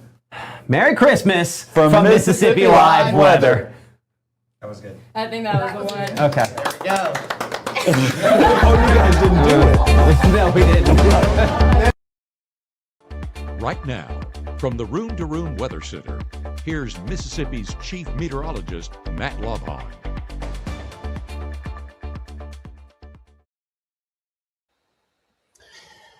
Good evening in Macon. Our Mississippi Live Weather cameras here brought to you by the North Mississippi Storm Chasers, showing some of the dark clouds on that storm that's prompted a severe thunderstorm warning with some rotation in it in Winston County, moving to where it'll probably clip the northern part of Noxubee County. You're watching Mississippi Live Weather at 5. I'm Chief Meteorologist Matt Lawpon alongside our meteorologist Caleb Edelblut and Gabe Maynor. I'm going to bring both of those folks back in here for a moment. Caleb is down there trying to monitor that storm also closely there down into parts of Winston County. I know you're still Oktibbeha County, right, Caleb? Yes, no, I'm looking at the top of the parking garage on top of the mill, looking south, and that's where we can definitely tell where the darkest parts are due to that storm being just south of our county, clipping it. And honestly, it hasn't been very energetic, which is a good thing to see. From the time y'all last saw me, we saw one lightning clip when I unfortunately flipped the camera to face the north. But since then, I've only seen maybe 2 other flashes. So definitely not an energetic storm affecting us here, or at least I'm not able to see it all the way from here in Starkville. But you can definitely tell kind of where it's moving just south of our county. You know, real quick here on as far as that goes, does it feel warm enough out there? This is such a marginal, I hate that term because technically a level 1 risk goes down as a marginal risk, but it feels so limited on the amount of fuel out there. I mean, what does it feel like to you? I mean, I wouldn't even go as far to say humid. I mean, I walked out to go into work and I could tell that there was more moisture and atmosphere present than how dry we've been lately, but it doesn't feel like one of those kind of severe storm setups and that type of humidity outdoors. It's not even that breezy. I mean, I'm on the 3rd story of a parking garage and it's still not even that breezy up here. You can kind of see the flag moving just a little bit in the background. I don't know if you can tell from up here. So seeing some of that breeze affecting us, but I mean, as far as severe weather setup, not really feeling that mugginess, humidity here. You can just definitely tell that moisture is back a little bit as the drizzle continues, but not feeling that warm out here as of right now. Okay, that's our meteorologist Caleb Edelblut there. Appreciate you, Caleb, for helping us out here. I'm going to bring back to Gabe and I here for a moment. Of course, Gabe, kind of looking at a number of things, watching those cameras around, you're checking utilities, not a ton of power outages, but you did mention there are some showing up there in Winston County. Is that correct? Webster County, a little bit more north. Webster so some County, of those okay. storms Yeah. that moved through earlier on today, they have 97 customers out currently. Still looking at Tate County, that's kind of where the highest number of outages are being reported so far. Trying to pull up the Entergy outage map to get a good look at where those have happened. But Webster County, of course, that's been with that line of storms that has progressed on through that leading edge, a little bit more gusty. So this doesn't exactly say tornado, but it could be some of those gusty winds, 30, 40 miles an hour with a saturated ground. That's enough to knock down a few of those power lines. So we just hope, and on top of that, even lightning strikes could take out some of those power and cause some of those power outages. So we're continuing to take those reports. I actually just posted on Facebook to let folks know if they have any outages or any damage to report, go ahead and forward that that there, and we can get those reports forwarded to the National Weather Service, or you can do that through the Mississippi Live Weather app. Either way helps us whenever we're getting these warnings going forward, kind of what to expect. Some areas earlier on this afternoon, we're actually talking about potential for hail. Never got any confirmation of that on the ground, so that kind of helps us with some of those extreme hail reports. If there's potential for that later on, we know how to better assess that. So Matt, weather watchers out in the field help us just as much as we try to help them here at Mississippi Live Weather. Absolutely. Just posted in the chat there asking everyone to let us know what they're seeing. We definitely appreciate that. Bring it back in here. We're looking at 8 to 10, another camera there in Oktibbeha County into the heart of some of those storms. Kind of nasty look at that there. Checking with the North Mississippi Storm Chasers. Maybe be able to get one of Stan's pictures up here in a moment. If you can, Gabe, behind the scenes, let's get some of his pictures because I don't think he has a live stream up and going with that there. But yeah, kind of a rough look there. Dew point coming in 66 and 8 to 10. So it shows you it's pretty much the near storm environment right where the storm is a little bit more impressive than some other spots out there. As we clear that back off here and bring it back to the rainfall mode. Again, we're going to start south, work north, and then kind of get you through an actual forecast on this as we continue to kind of track what's going on out there. So we show Noxapater coming in again with some showers close to you. This is a non-severe thunderstorm. We'll poke and prod it, show you that the wind mode there does not have, yes, it has a little bit of rotation with it, but nothing that's overly impressive. So bring it back to the rainfall mode. I'm going to track what we call a squall track on kind of front end here. Gabe, on our list of things to do, I need to check.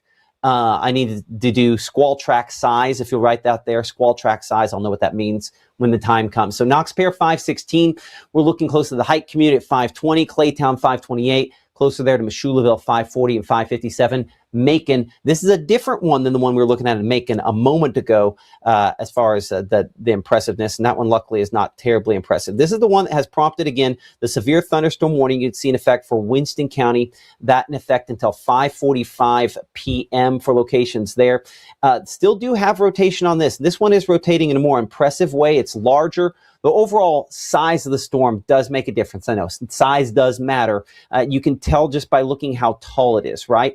This one has the storm just stretching up just a little bit taller there, closer to, say, around 45,000 feet, where you see kind of that orange on there. That's one of those spots where, again, down toward Philadelphia, up here north of Louisville, a little taller than some of the other storms. That 5,000 feet, 40 is probably too low to really pull off a tornado, but that 5,000 feet does make a difference on trying to help that out. So we bring back to the regular rainfall mode here. That's kind of what we're up against when we're tracking this. So looking ahead, getting a storm track on this for locations such as, say, I'm going to get the rotating part here in particular.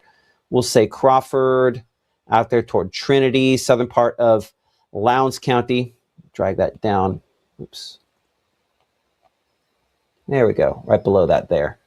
At some point, we'll figure out the best way to present all this data. But Winston, we show at 520 for you. Penns, 541. Crawford, 541. Trinity, 557. And Plum Rose at 558. This is a Doppler radar indicated area of rotation. And that's why if we're ahead of this, we just need to be kind of planning and thinking ahead just in case this were to get probably a lot stronger before it really got to the point where it was trying to produce significant, weather, including tornadoes. I'd say it's certainly more likely the farther. Honestly, I don't know that it's super duper likely anywhere today, but just not an impossibility. And so hence the reason we're covering this here. So Oktok, Crawford there, again, moving generally toward the Columbus area eventually. Up here north of Starkville, closer to West Point, we have these little showers that have kind of all popped up here, all relatively under-impressive. Let's get a loop on this. Let's make this a 1-hour loop here for some of these spots. And yeah, again, the blue there shows the tornado watch. So I'm going to click that off. All these locations in blue have that tornado watch. Yeah, nothing here that I'm overly concerned with. Just some moderate rainfall going to move into the West Point here in the next little bit. I want to look on the bottom side of these because this is about as close a clean a shot as we've been able to get out of one of these. Our camera there in West Point should give us a nice clean shot on the belly of this.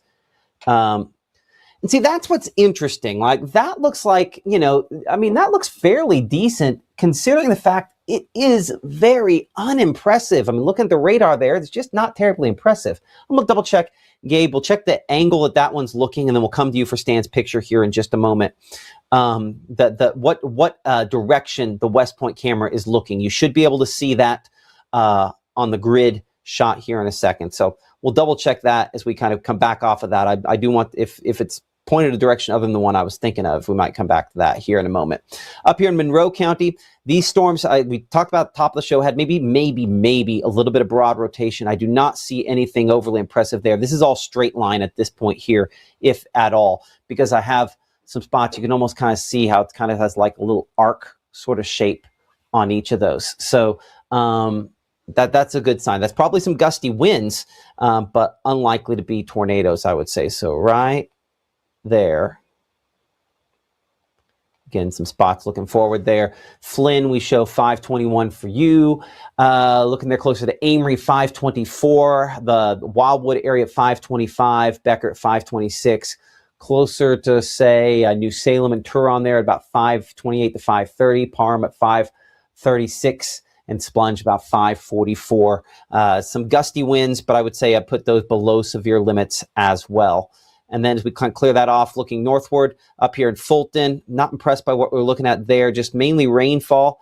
I'm going to check a couple cameras. We're looking at Amory, and then we're going to walk northward there to Smithville. Again, kind of in the rainfall there in the Amory area, bouncing around quite a bit, and then kind of bouncing around a bit here up closer to the Smithville area as well as we look back toward the south and west.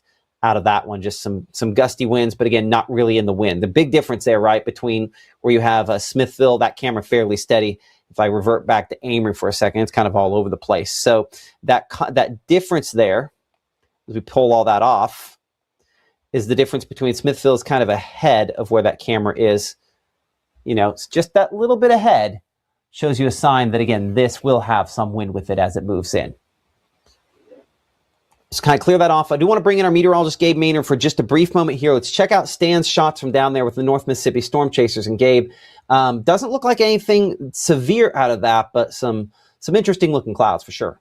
Dare we call it an SLC, a term that Matt taught me, basically meaning scary looking cloud. That's what we're getting there. This is a look out of Louisville, as well as moving towards the Starkville area. Another look there. I mean, it just shows you that a very menacing cloud, but fortunately not exactly getting anything on the ground. You do see a bit of that rain shaft there in the background, so that's some heavy precip associated with it. Another look that we do have out of it is some of that scud cloud that we're getting. I'm not necessarily seeing anything that's organized or rotating, so that's a great sign whenever we're talking about current conditions. But again, we're continuing to assess this as it moves further towards that east-northeast area. I do want to note, Matt, down south, it is south of our viewing area just a bit, but it has a bit more pronounced rotation. If you can kind of compare that, because it is closer to the Jackson radar site, to what we're getting moving through the east side of our viewing area, I mean, you can kind of do a contrast between the two because it's definitely more pronounced a little bit further south. Okay, we'll do that here in a minute as we, I think, need to go further north. We have not talked a whole lot up about Tishomingo County, partially just to touch on it here for just a moment, to show y'all that there's nothing that's more than just heavy rainfall and honestly not a lot of lightning strikes on this. So I apologize. We have not really talked about you up in Tishomingo County.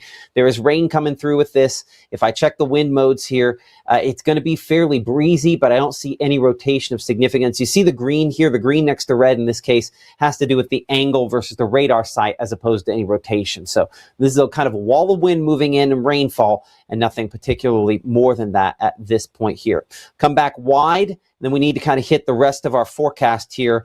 Looking forward to kind of let you know what we have the rest of this evening there. And that's, you mentioned the one down there closer to Philadelphia a second ago. Let's go ahead and pull up Jackson precipitation mode. Yeah, you do have, again, some rotation on that one there. That's prompted a severe thunderstorm warning just east of and near the Philadelphia area at this time. Some strong gusty winds with that. We'll get you a storm track, and then we need to kind of proceed on with the rest of the forecast. And then we'll kind of hit the radar, I think, again at the end here in a moment. So about a 40-mile-per-hour track on that, and Gabe will double-check that speed behind the scenes here in a moment. Dixon, we're looking at 527 there, 533. Linwood, closer to beat line there at 540.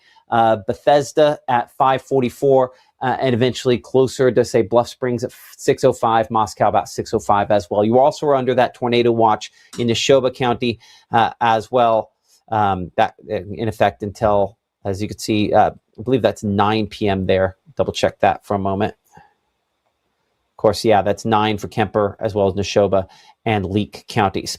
Okay, so let's kind of pick things up here. We'll go back on the wider shot for a moment. Gabe, I'll look for waving arms if we need to come back here to catch something else. But you also see these thunderstorms back up northwest there, closer to Oxford, Water Valley, kind of working their way back toward the east as well. As we look at kind of the precipitation here on our model, our futurecast, and I'm going to kind of nudge this forward here. You'll see it continues to have next hour or so some of these thunderstorms. I do think sporadic rotation possible out of these thunderstorms as they move eastward. So behind this front, though, you will notice none of that. So once this gets out of here, I think we're in good shape as far as any severe weather is concerned. So we really just have the next couple of hours that we're kind of watching things, having to make sure that nothing goes sideways with this. And hopefully that continues to be the case. Certainly at this point here, we're still in good shape with this, though the National Weather Service, just as of the last moment or two here, continuing our warning for Noxubee, Oktibbeha, and Winston County. So I'm going to pop back over to that, and then we'll pick things back up with your forecast here in a moment. So that's on this storm here. They're continuing the phrase tornado possible on this as we bring it back to the closest radar site there, which would be out of Monroe County. Rotation detected for sure. Tornado possible could be kind of over explaining it for a second. I have at least broad rotation there near Leuphoma, but I mean, I don't know that's got a lot of steps to go before that produces a tornado, thankfully. We do have a little bit of shear showing up with that. Our severe threats say hail's not impossible. Getting down to the nitty-gritty on looking at our hail swath potential here, that is a little less impressive. So you're going to find on severe threats, this is kind of, again, we're unfortunately going to have to teach us the best way to utilize these amazing tools that we have, that we've purchased here, and we're still learning to use everything with them. But so you will notice a lot of times on severe threats here, when it kicks out hail, that's not impossible. This is kind of the maximum threat. In fact, it says it right there, as you can see, peak severe weather threats, not necessarily minimum threats. So if everything is the worst case scenario, that's what this is going to come up with. This is going to come up with your worst case scenario, severe threat. I might just rename that worst case scenario, though that might come with its own negative connotations there. So yes, as of the latest update, again, continuing that severe thunderstorm warning for Winston, for Oktibbeha, and Noxubee counties for the potential for this to possibly try to, again, kick out some heavy rainfall. Tornadoes, I'd say unlikely based on what we're looking at here, but certainly we will watch that closely. I want to bring in our meteorologist, Caleb Edelblut, again. And as we're kind of monitoring things, I got something behind the scenes I got to fix here. And Gabe, I'm going to bring you on here as well, just to kind of double check, make sure we don't have anything else of super concern. Of course, it's got dark there down in Oktibbeha County as you're looking into that there. Caleb, what are you seeing? Well, I mean, if we were here just a few seconds ago, you could definitely tell some of those gusty winds were creeping a little bit closer as that storm continues to kind of just grace by Oktibbeha County. And I could definitely tell it started pouring a little bit heavier, that wind kind of moving across. You can kind of see the sheets of rain move across the parking garage as well. So you can definitely tell it's a little bit closer to where I'm at, but still south of where I'm at. I'm at just off of Highway 12 here in Starkville on top of the parking garage. And there have been just a few flashes of lightning, but still the most important thing I've realized is it's not very energetic. I mean, I'm talking a flash maybe every 5 minutes. So definitely nothing crazy. You can definitely tell the raindrops are getting on the camera, making it a little bit ugly, but we're getting there. So nothing too intense going on here in Oktibbeha. Just can tell that it's mainly south of us, and that wind trying to do its best to provide something here for us. But that's about it. Not a very energetic storm at all at this moment. But still looking good. Our meteorologist, Caleb Edelblut there in Oktibbeha. I can definitely hear that wind kicking up there with that sort of wind sound as well on that. Yeah, I was wondering if the AirPods would pick that up or not. Yeah, there's a little bit of that to pick up there. Before we hop on too far, I want to get through this forecast real quick. Anything to add, Gabe, before we hop into the forecast? Keeping eyes on that secondary line that's developing there in West Mississippi. I think it's enough to assess current conditions and see where that stands. But we are starting to get some of those, those S shapes that catch your eye. I'm not saying there's anything overly concerning at this point, but whenever it starts to get that figure, that's where we need to pay attention to it for the potential of maybe something more concerning later on down the line. Okay, appreciate that, Gabe. So as we kind of pick things up on the forecast here for a moment, and I apologize, that's going to sometimes, when it makes that transition, you get to see a little TV magic here behind the scenes. This front, once it kind of kicks through, we're pretty much done as we go through the remainder of this evening. So as you can see here over the next little bit, that's exactly what's going to happen. And by around 9 to 10 o'clock tonight, that is largely on out of here. And so behind this, we are drier, we are cooler. Again, we'll get back to radar here in a minute, but for the folks that do want the forecast, this is all out of here overnight, and there are no issues going forward related to this later on this evening or early tomorrow. Low temperatures tomorrow morning expect to be down into the low 30s. So this is a pretty substantial drop in temperatures for tomorrow, especially when you consider where we typically should be for this time of the year, where we were for today. So that is the drier and cooler air arriving. Wind chill temperatures in the 20s. As you can see, going through the day, probably only 40s, maybe mid 40s by midday tomorrow. We're back in the low 40s by tomorrow evening. So a much chillier day on the way as cooler and drier air comes in behind this storm system here. So futurecast as we go into your Friday, keeping things again dry and clear. And so probably another cool morning starting for the first part of early Saturday. As high pressure builds into the area, it will calm down the winds a little bit more by tomorrow evening and late tomorrow night. And that's why temperatures probably just as cool for early Saturday morning as they will be for early tomorrow morning. And again, no precipitation to really add to what we already have out there looking toward, again, your Friday. So low temperatures early Friday morning. We mentioned a moment ago there. Hold on, am I off on day? Or this high temperatures for tomorrow, upper 40s, low 50s. That's right, because I jumped ahead on wind chill temperatures there. So yeah, dry. And as we go into Friday night, again, mostly dry conditions do continue. I know one of the big things a lot of folks are excited about, interested in, is going to be that Ole Miss game with Tulane coming up on Saturday. The good news is high pressure is in control and will largely keep everything kind of out of here as we go into Saturday as well, despite the fact we do have a little bit of precipitation, not impossible north and west, with a front eventually moving toward us. So again, early Saturday morning, we're low 30s out there to mid 30s for some of those temperatures. By the way, Gabe, on our to-do list, I need to fix future wind chills to only show the one-time period there. Because we're just kind of working through our fix list that we'll get done after the show here. But yeah, low 30s out there for early Saturday morning for those temperatures, and wind chills probably pretty close. So what are we looking at for Futurecast Saturday? Again, mostly dry conditions on our combined HRRR and strike model here through midday.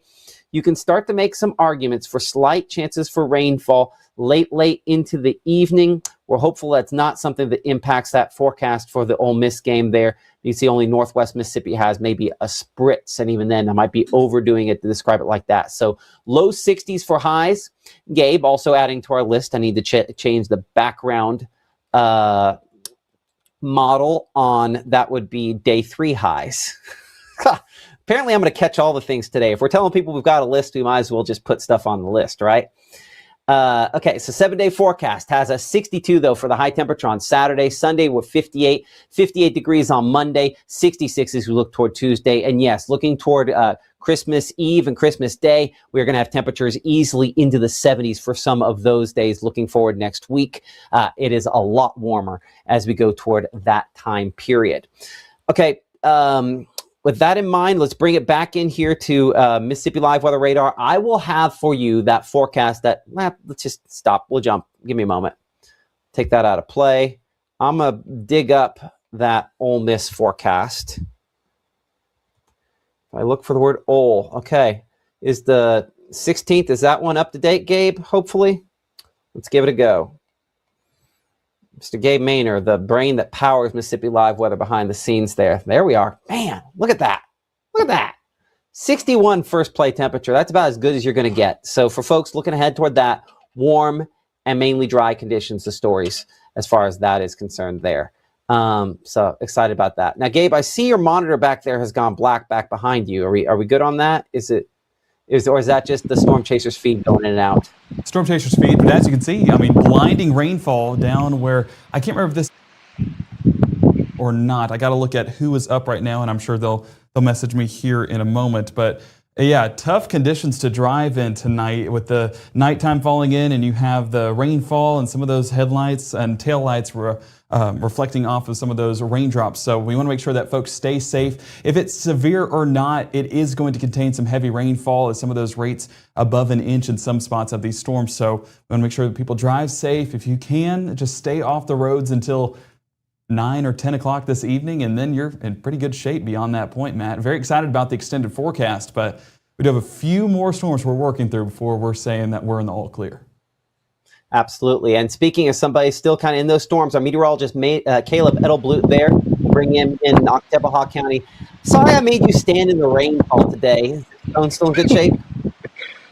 No, you're good. I was actually left work because I saw these storms coming in and decided to go look and see what I could find. And I think it was perfect timing that I was able to come in and cut in and see them. But speaking of kind of getting in the clear, you can kind of see, I don't know if it'll be able to pop up, but starting to see that blue sky as the sun starts to set. So that cloud's starting to break a little bit. Not as breezy or rainy here. Most of that's already blown on through. So starting to see clearer conditions. And the good news was this was occurring during 5 o'clock traffic on Highway 12. Never even got backed up. So conditions still very favorable here in Oktibbeha. And part of that's just due to all the college students pretty much out of here for break. But still looking good here in Oktibbeha. Oh, man, that's one of the beauties of being a townie, right? Okay. Oh, yeah. Yeah. Definitely a different we'll go change ahead and of wrap pace. you up and, huh? Yeah, I was just saying it's a different change of pace with them gone over the break in the traffic. So, yeah, absolutely. Okay, so you can go and shut down the shot. I appreciate you helping us out today here at 5 o'clock. Let us know if you see anything. If you hear anything damage-wise, anything like that, let us know, all right? I can do that. Thank y'all. Thank you. Okay, as we bring back things and reset here for a moment, I'm Chief Meteorologist Matt Lawpon. Current time is 5:34. You're watching Mississippi Live Weather, kind of an extended edition of our 5 o'clock broadcast here as we are tracking some isolated showers and thunderstorms out there. I'm just kind of monitoring our chats on Facebook, on YouTube as well. When you say something behind the scenes here, we are looking at that. Myself, our meteorologist Gabe Maynor, who's doing a good job of trying to kind of log the different information people are asking about, and we will talk back and forth with him as well. But as you can see, severe thunderstorm warning still in effect for Oktibbeha and for Noxubee County until 5:45. That is about 10 minutes from where we're at this point here. Latest discussion back and forth from the National Weather Service and North Mississippi Storm Chasers. No reports of any sort of damage in southern Choctaw County. That coming from James and the North Mississippi Storm Chasers there. But Michael saying that traffic on Highway 25 slowing down to about 5 miles per hour related to this when that came through. So clearly either wrecks or just the precipitation certainly slowing a lot of folks down. If we were to assess and ask, is this warning going to be extended? Which is, I think, a fair question to always ask in this situation. Looking at the wind mode, I do see some areas where I have decent wind gusts. That's not shocking. That is kind of to be expected in this situation here. But even if I look at this not just from Monroe County, but I look from the Jackson radar site there, which is kind of more at the edge of the radar range, we show mainly just broad rotation. We don't show a ton of lower level strong rotation there, because even where you're starting to see, again, some of those bright greens on that, we're showing that we're more than 3,000 feet above the surface. And if you have 5,280 feet in a mile, that's over half a mile up in the air, right? So we should expect it to be fairly windy up there, and so strong enough winds to cause some issues. But I think one of the ways in which we can also assess this is looking at what we call echo tops. How tall is the thunderstorm? A taller thunderstorm tends to be a stronger one. And what's interesting is this one that's southwest of Louisville is now the stronger of our storms. In fact, of our 3 storms, if you look at the height of it, that's probably the tallest we have in the entire area at this point. I'm going to correlate that, check that versus our site down there in Jackson. And again, yeah, that one is the strongest looking one on that. So football fans know I love this reference. I'm going to use it again today. You know, the question is, if you have 3 quarterbacks, do you have a quarterback or do you just have 3 also runs, right? You either have a quarterback or you don't. And so the good news is we're on like the third storm. We're like, oh, I've got to watch this one. Got to watch it real close. And that's a good thing. That means we haven't had the bogey so far today. And so we're on the next one that kind of looks like it could sort of be something that has some rotation with it. Then we look at shear, has a little bit of shear. I'd say the storm up north, it looks a little healthier on that. But I guess this one's somewhat taller. And so that kind of enhances. Yeah, I do see some very broad rotation related to that there. Behind the scenes, I know our meteorologist Gabe Maynard continues to watch power outage situation there. I'm going to bring him in to kind of talk with us about that here for a second. And Gabe, we haven't had a lot. I'm not chuckling, but you found one. Is that one? Three. Three Is outages. that it? Is that That's it? all. Well, this is Altogether? in Itawamba County. And let me tell you why I'm looking over there. So whenever we were tracking these storms, of course, up north, we're not talking about tornadic development. But up north, there was almost a collapsing of one of those storms that might have produced some strong wind gusts just east of Fulton around the Tremont area. So that area specifically was what I was trying to look at to see if there was any power outages that verified what looked like may have been happening aloft. And so I was trying to look at that a little bit more in detail, but looking at current outages across the area, we do currently have, let me make sure this number is correct, about 397. Let me see if I can get to the entire state. I'm going to have to see if I can do that up here. Yeah, so 1,245 outages. A big one that's showing up is Neshoba County. As you can see, 246 outages. That's over the last 30 minutes or so. That's that storm that has had that broad rotation, had the severe thunderstorm warning attached to it. Nothing has been produced so far, at least not that we can verify, but you're still tracking those strong winds. So strong winds causing some of these outages, maybe the occasional lightning strike, but as Caleb was talking about a moment ago, this is not an electric setup. Yes, the occasional lightning strike is possible, but not one that's going to experience multiple outages. So Neshoba County stands out. As we track the rest of the area, Winston County still at 0, Choctaw County only about 9, Atala County 5, Tallahatchie County, and this is something I want to get into in just a moment as well, 236 outages, and that's pretty much brand new. Tate County, as we tracked a moment ago, or sometime during the 5 o'clock broadcast, 397 outages. So these sporadic outages are taking place, and that's that secondary line that's rolling on through. While that secondary line, we're not exactly looking at a prime tornadic environment, still those strong gusty winds in an already saturated area could knock down a few of those power lines, and that's where, one transformer could be responsible for multiple houses. So that could be, there's a good strike right there. Let's hope that wasn't a power outage too. But one of those big things that we're watching is, how many of these power lines get knocked down, how many folks are affected, and Tallahatchie, the most recent addition to a growing number as that secondary line builds in. Okay, it's our meteorologist Gabe Maynard again watching power outages. And as you referenced a second ago here behind me, do have a shot from the Oxford area, do show a bit more lightning on that storm there. We're still 63 for that temperature, and dew point still around 61. So we've really yet to get into the drier and cooler air. And you can see kind of the radar on the edge there, kind of looking back into that. There will be a bit of lightning. I'm going to go back on the other side of that, though, and I don't know that the reporting station will have updated there in Batesville, back in Panola County. So on the backside, obviously, a lot less visibility is because you're back into the rainfall there. Give me a second, Batesville. Let's take a look at what direction we are looking on this here, because we're zoomed in fairly close. So let's look back out here a little bit more to the east. So give me just a moment as that kind of goes back this direction here, looking deeper into it. So I mean that's obviously the direction the rain is moving off to. So it just looks wet and dark. Not a ton of lightning strikes with this there. Again, appreciate the good folks at North Mississippi Storm Chasers for partnering with us to utilize all these cameras around the area. And Pontotoc, again, also kind of between it, there's kind of a mid-round batch of thunderstorms as well. Let's see if that one's going to update there. Interesting.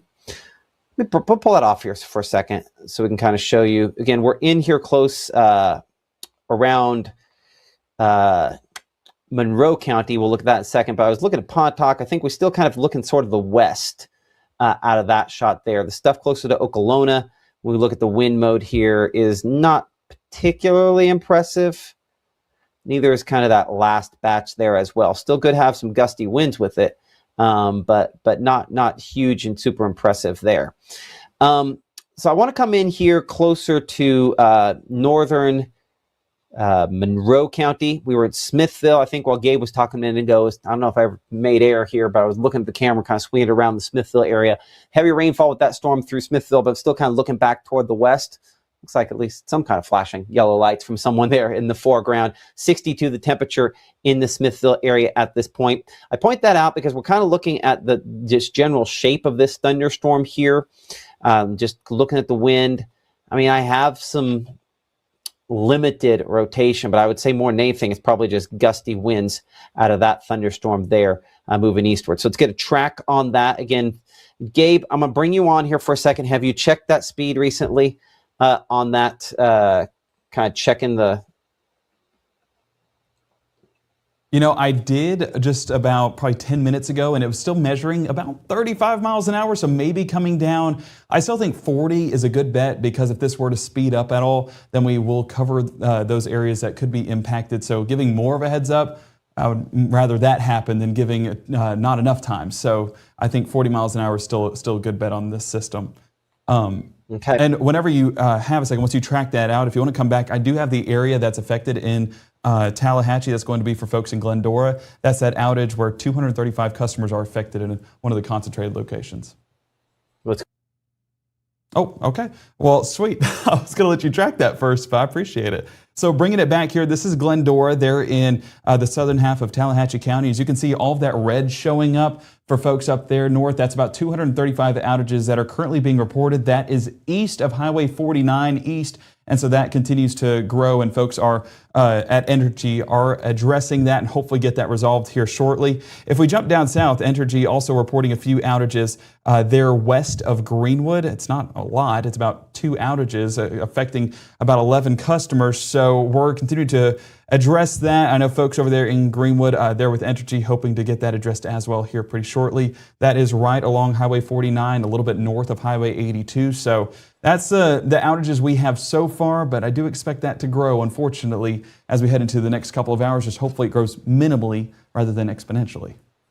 Absolutely. That's hopefully the goal there. And so here's that track we were referencing a moment ago. Non-severe storms up here, still under a tornado watch technically in Monroe, in Lamar, Marion, Itawamba, Franklin counties up here. So again, through the Smithville area of this batch at this point, we're looking at Hamilton there, about 559, Hamilton, Alabama, Detroit 552, Splunge at 458 though, Bexar 456. So pretty close to right now as that works its way again toward the east there. I should say 446 Bexar there.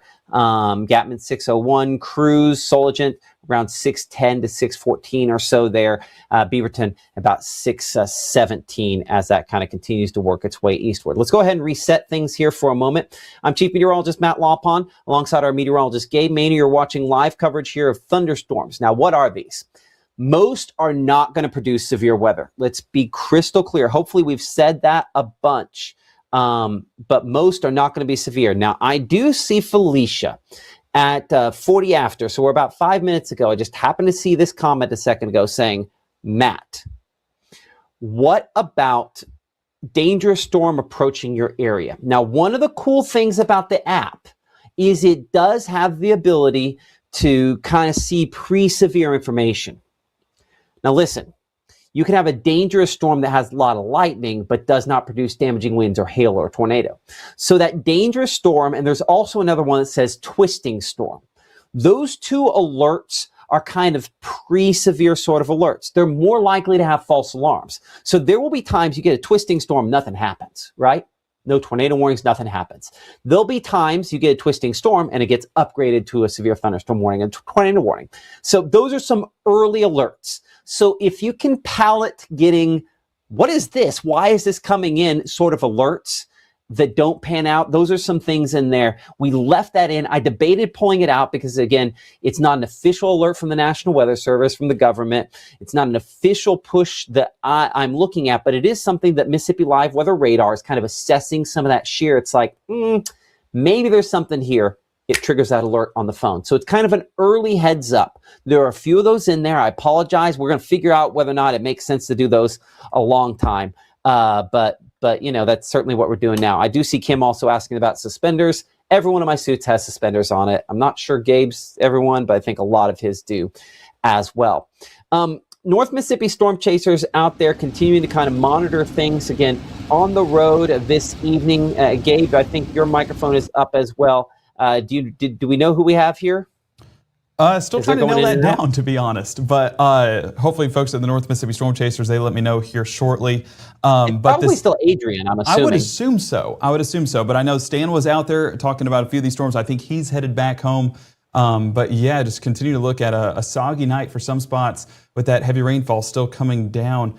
I got to look at the exact location on this too, but this is pretty much the case for a large part of us here in North Mississippi tonight. Okay, appreciate that, Gabe. Also, double check on weather pictures. We can look at that here in a moment as well. So we're bringing back here to Mississippi Live weather radar starting south. Current time is 5:48. What has changed? Severe thunderstorm warning was in effect for locations out here in Winston, Noxubee, parts of Oktibbeha, and just south of Lowndes County. That has been allowed to expire. Rotation possible was the tag on that before. They have gone ahead and allowed that to expire. Partially because the thunderstorms just don't look as impressive. I mean, and you don't need to be a meteorologist to nail this one down. Let's go ahead and make this 1 minute data here, and we will go back, and you can tell, hey, say back when that was originally issued out here, closer to 4:48, about an hour ago, one solid storm there, rotation, definitely possible, probable, and now it's largely kind of fallen apart. Maybe the north part there, just south of US 82, is a little more impressive. We've got another one down here toward Macon. And we do have two warnings just on the fringes of the area. One down here toward Philadelphia. Did have somebody asking in the comments on that one a minute ago. That one, again, below tornado producing limits. There's some wind with that there. As we check our site down there out of the Jackson radar site, there's just these little mini sort of storms that have a little bit of rotation with them. I mean, listen, that has some rotation. So is the one in Philadelphia. So is the one up here closer to Macon. Some of these others up here. But honestly, it's way below any kind of reasonable tornado producing limit. Things can change, but as we talked about, every minute we move into the evening diminishes our tornado potential because we lose heating. We had just enough heating and instability in fuel to maybe something gets strong, and now every minute going forward, it hopefully there's less and less fuel to work off of there. So positive sign. Time is on our side in this case. Let's come closer to Lowndes County. I kind of alluded to this a minute ago here. We'll check our camera there in the Columbus area. We'll have one in both Columbus. And Gabe, if you'll make sure Caledonia is pointed toward the southwest, we'll look at that. I say one in Columbus. We've got a lot of Mississippi Department of Transportation cameras there in the Columbus area that we utilize. And it's just heavy rainfall at all of these cameras. A lot of times during severe weather, this is my favorite one that we tend to show more often because we can from time to time see in lightning strikes something more significant. I don't have anything out there like that now, but we do have, again, some pretty good gusty wind coming across the roadway there with all those cars moving through. I'll step to this side for a second. Again, we're looking live in Columbus, Mississippi Department of Transportation camera there with all the traffic moving down the highway at kind of full speed ahead. Certainly, I would be slowing down a little bit. Wet roadways, most wrecks happen in that situation here. And so we do have at least a little bit of a cross breeze there, about 20, 25 miles per hour. So you can see wind sustained at about 16 miles per hour. As we bring up that camera there in the Caledonia area, kind of looking back into this, we're looking from farther away, but higher up. And hopefully maybe we have kind of a little bit of a shot there as we look back toward this from, we're looking more southeast, just a little bit, maybe an easterly component on that. Unfortunately, the reason you saw it pop there is it updated the latest frame. For a moment, it kind of hangs on the last frame the last time we checked it and then comes back. So updated frame, again, just wet, not a lot of lightning out of that shot. A good sign there. So we kind of widen things out here on Mississippi Live Weather Radar. Again, that's moderate rainfall, the main impacts with that. We do have these thunderstorms coming in here closer to Shannon and Houston. Again, these below severe limits. I know we have some folks in the comments asking about these as well. This is just moderate rainfall. Looking at the wind here, nothing that's overly impressive. Looking at the severe threats, you can see while this, again, peak threat does say maybe some hail. If we kind of get into the good thing here, the kind of is what discriminates between maybe and actually. You can see here on our hail threat brought to you by True Shield Roofing, the processing, we kind of let the computer do its thing. We don't show any hail potential really out of that batch there as well. And these spots where we had it before is where, it said maybe in the worst case scenario, and thankfully that's not the case. We're not in probable, we're not in likely on any of this there as far as that's concerned. So back here to Mississippi Live Weather Radar, and again, looking at the camera there in Tupelo, again, we're probably in the midst of quite a bit of heavy rainfall, so I don't know that we're going to have, actually it should be just south, so hopefully that helps us out a little bit here. A decent amount of lightning out of that, and I've heard some rumbles here at the house as well. Again, temperature coming in 63 degrees, that dew point 61. I'm telling you this, with everything we have out there today, if that number right there in Tupelo were, say, 66, we'd have severe thunderstorms. But because it's not, that certainly has helped us out a lot in this case, and hopefully continues to be the case going forward through the evening. Back here to Mississippi Live Weather Radar, again, just the showers do have, again, these are largely just showers, because if I zoom in close enough to just get one of these, when you have 9 lightning strikes, that's not a lot of lightning to work off of. And that's part of the reason why so many of your pictures have just been clouds. I'm going to bring our meteorologist Gabe Maynor in here again, looking at some of your weather photographs sent in using the Mississippi Live Weather app. And Gabe, just dark clouds, it looks like, from what I've seen you behind the scenes looking at. Yeah, some menacing clouds there in South Haven. That is submitted by Jennifer in the South Haven area before that second line of storms work their way on through. So don't be surprised if you get some of those dark clouds moving in once again as that second and final round pushes into North Mississippi. But appreciate Jennifer for submitting this photo. And again, if you have any pictures, even if it's just of the sky, we appreciate that here at Mississippi Live Weather. Oftentimes people just want the golden shot of a tornado or the damage afterwards. Well, we appreciate all of the pictures that you guys submit because it shows us eyes in the skies. Again, we call you guys weather watchers for a reason. You're a part of our team here at Mississippi Live Weather. Now, I did get confirmation that this is Adrian's stream. He's working north out of Noxubee County into Lowndes County, so it makes sense why it's blinding rainfall there on the windshield. But Adrian, safe out there driving. I think that so far he's been unimpressed by anything that he's seen there in Lowndes County, so hopefully that continues to be the case. And hopefully we continue to remain on a weakening trend heading into the rest of our night. I do hear rumbles of thunder here in the Room to Room Weather Center, so things are picking up here in the studio. But yeah, we're talking about not a lot of lightning, and lightning said, well, watch this. So I guess that's starting to get a little bit more rumbles here at the studio. But Matt, it's been a dreary night, but fortunately not a damaging night. And we're hoping that continues to be the case. And as of right now, with how the environment is faring, I think that continues to be the case. And again, if you do have any pictures of whether it's a lightning strike, some clouds, some heavy rainfall, I love seeing the rain gauges as well, maybe getting some of those reports, but go ahead and submit those through the Mississippi Live Weather app. Another thing that we've been pushing, especially during the holiday season for Christmas gifts or anything like that to keep folks safe, is Weather Call. Here, partnering with Mississippi Live Weather, Matt gives you guys a call for any tornadoes, calls back once again once it's confirmed. So if you're looking to maybe head to bed a little early tonight, we don't expect this threat to go into the nocturnal stages, but if you were maybe in Alabama tonight and you're hoping to go to bed and it's a little too late for you and you are debating whether or not to go to sleep, well, Weather Call is the best way to stay informed and stay safe as you get into those late night hours. So it calls for severe thunderstorms, so probably gotten a few calls issued tonight depending on where you're at. Also for major flooding and tropical warnings. So go ahead and download Weather Call today. $15 a year, $15 to save a life. I don't know about you, but doing Christmas shopping, things are expensive.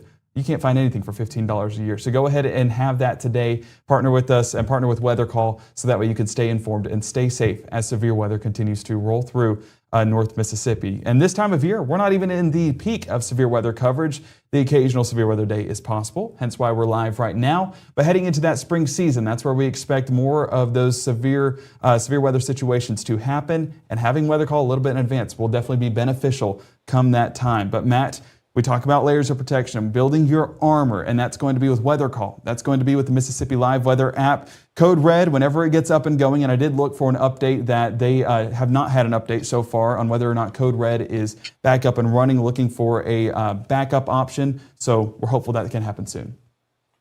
Absolutely. Appreciate that, Gabe, our meteorologist, Gabe Maynard there. Again, talking about, some of the important things, the things we have to kind of plan for the worst case scenario. We've luckily been very fortunate so far this season to not really have a lot in the way of severe weather.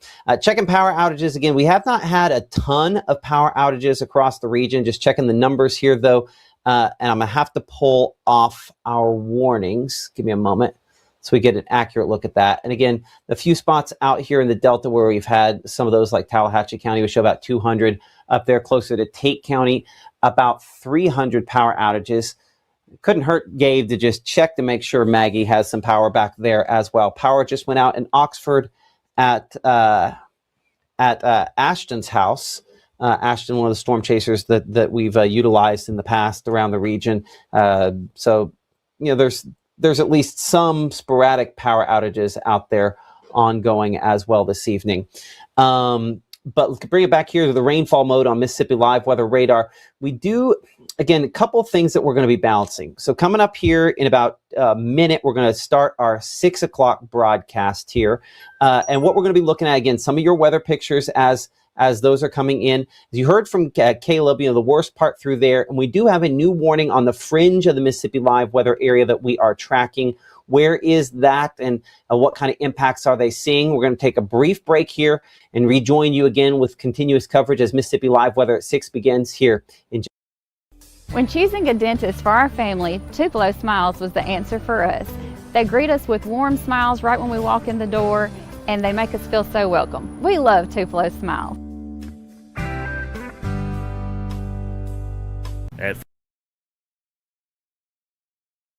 At First Choice Bank, we know you can't always make it before the... The number one reason insurance denies roof claims, it's not what you think. Insurance companies aren't denying your claim because you don't have damage. They're denying it because they don't have documentation. This is why we use drones, AI technology, satellite imagery, and just good old roofing experience to document everything that might be wrong with your roof. You as a homeowner need a roofer with documentation standards. Call Absolute Restoration. Let us come and inspect, document, and present. Mississippi's trusted weather experts. This is Mississippi Live Weather at 6.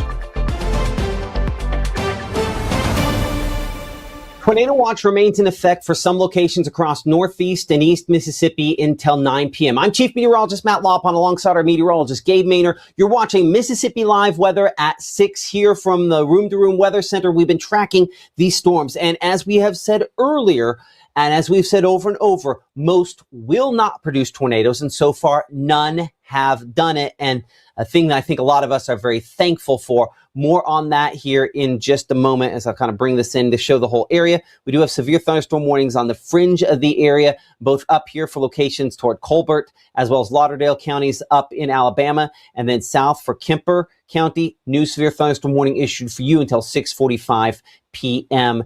as well. So again, as we begin our broadcast here this evening, what we're talking about, again, a few things. First off, again, the severe weather threat and that tornado watch that we referenced a moment ago there in effect until 9 p.m. But I think once this line, this primary line, this initial line moves through, the threat diminishes substantially. A front will sweep in behind it, shoving all the moisture out of here, and then that threat is done. Cooler air follows that front, and between now and Christmas, there's only one real decent drop in temperatures. That will come with this front, and that will be tomorrow. That will be the coolest day, and then early Saturday morning. That does mean, as we look toward the forecast for Alabama and Ole Miss, of course, two different playoff games there, two completely different locations.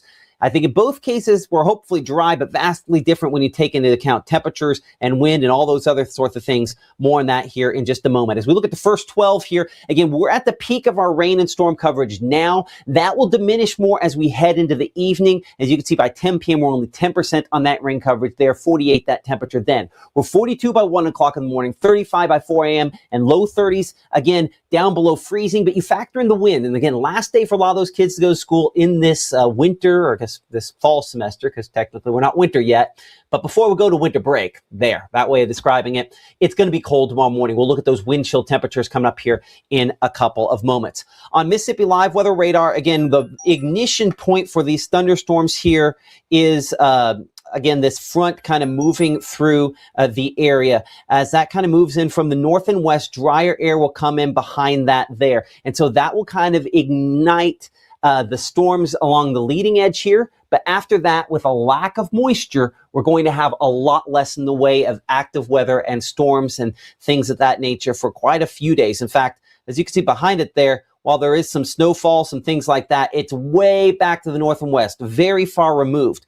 One of the many signs that, again, this is kind of a one and done scenario as far as storms are concerned for tonight and for really the next couple of days. So let's look at Futurecast on the broad scale, and then we'll bring in a lot closer here in a minute. One thing you'll note, again, that line kind of moving through the area and all the moisture mainly out of here, not just here, but across the region, with a line of, again, stronger thunderstorms showing up there into Alabama by around 10 p.m. As we go past midnight, drier air from the north and west continues to plow into and through the region. And as that fully settles into our area, we clear it off enough that tomorrow morning is really pretty cold. Wind chills, probably 20s to begin the day. So for the next 24, we start off at 33 at 6 a.m. with 37 by 9 a.m., 46 by noontime, and in the upper 40s. That's it, meaning even in the afternoon, you can make a legitimate argument that it never feels above around 45 to 48 degrees for a lot of locations on these west and northwest winds. But see how quickly they start shifting to the south?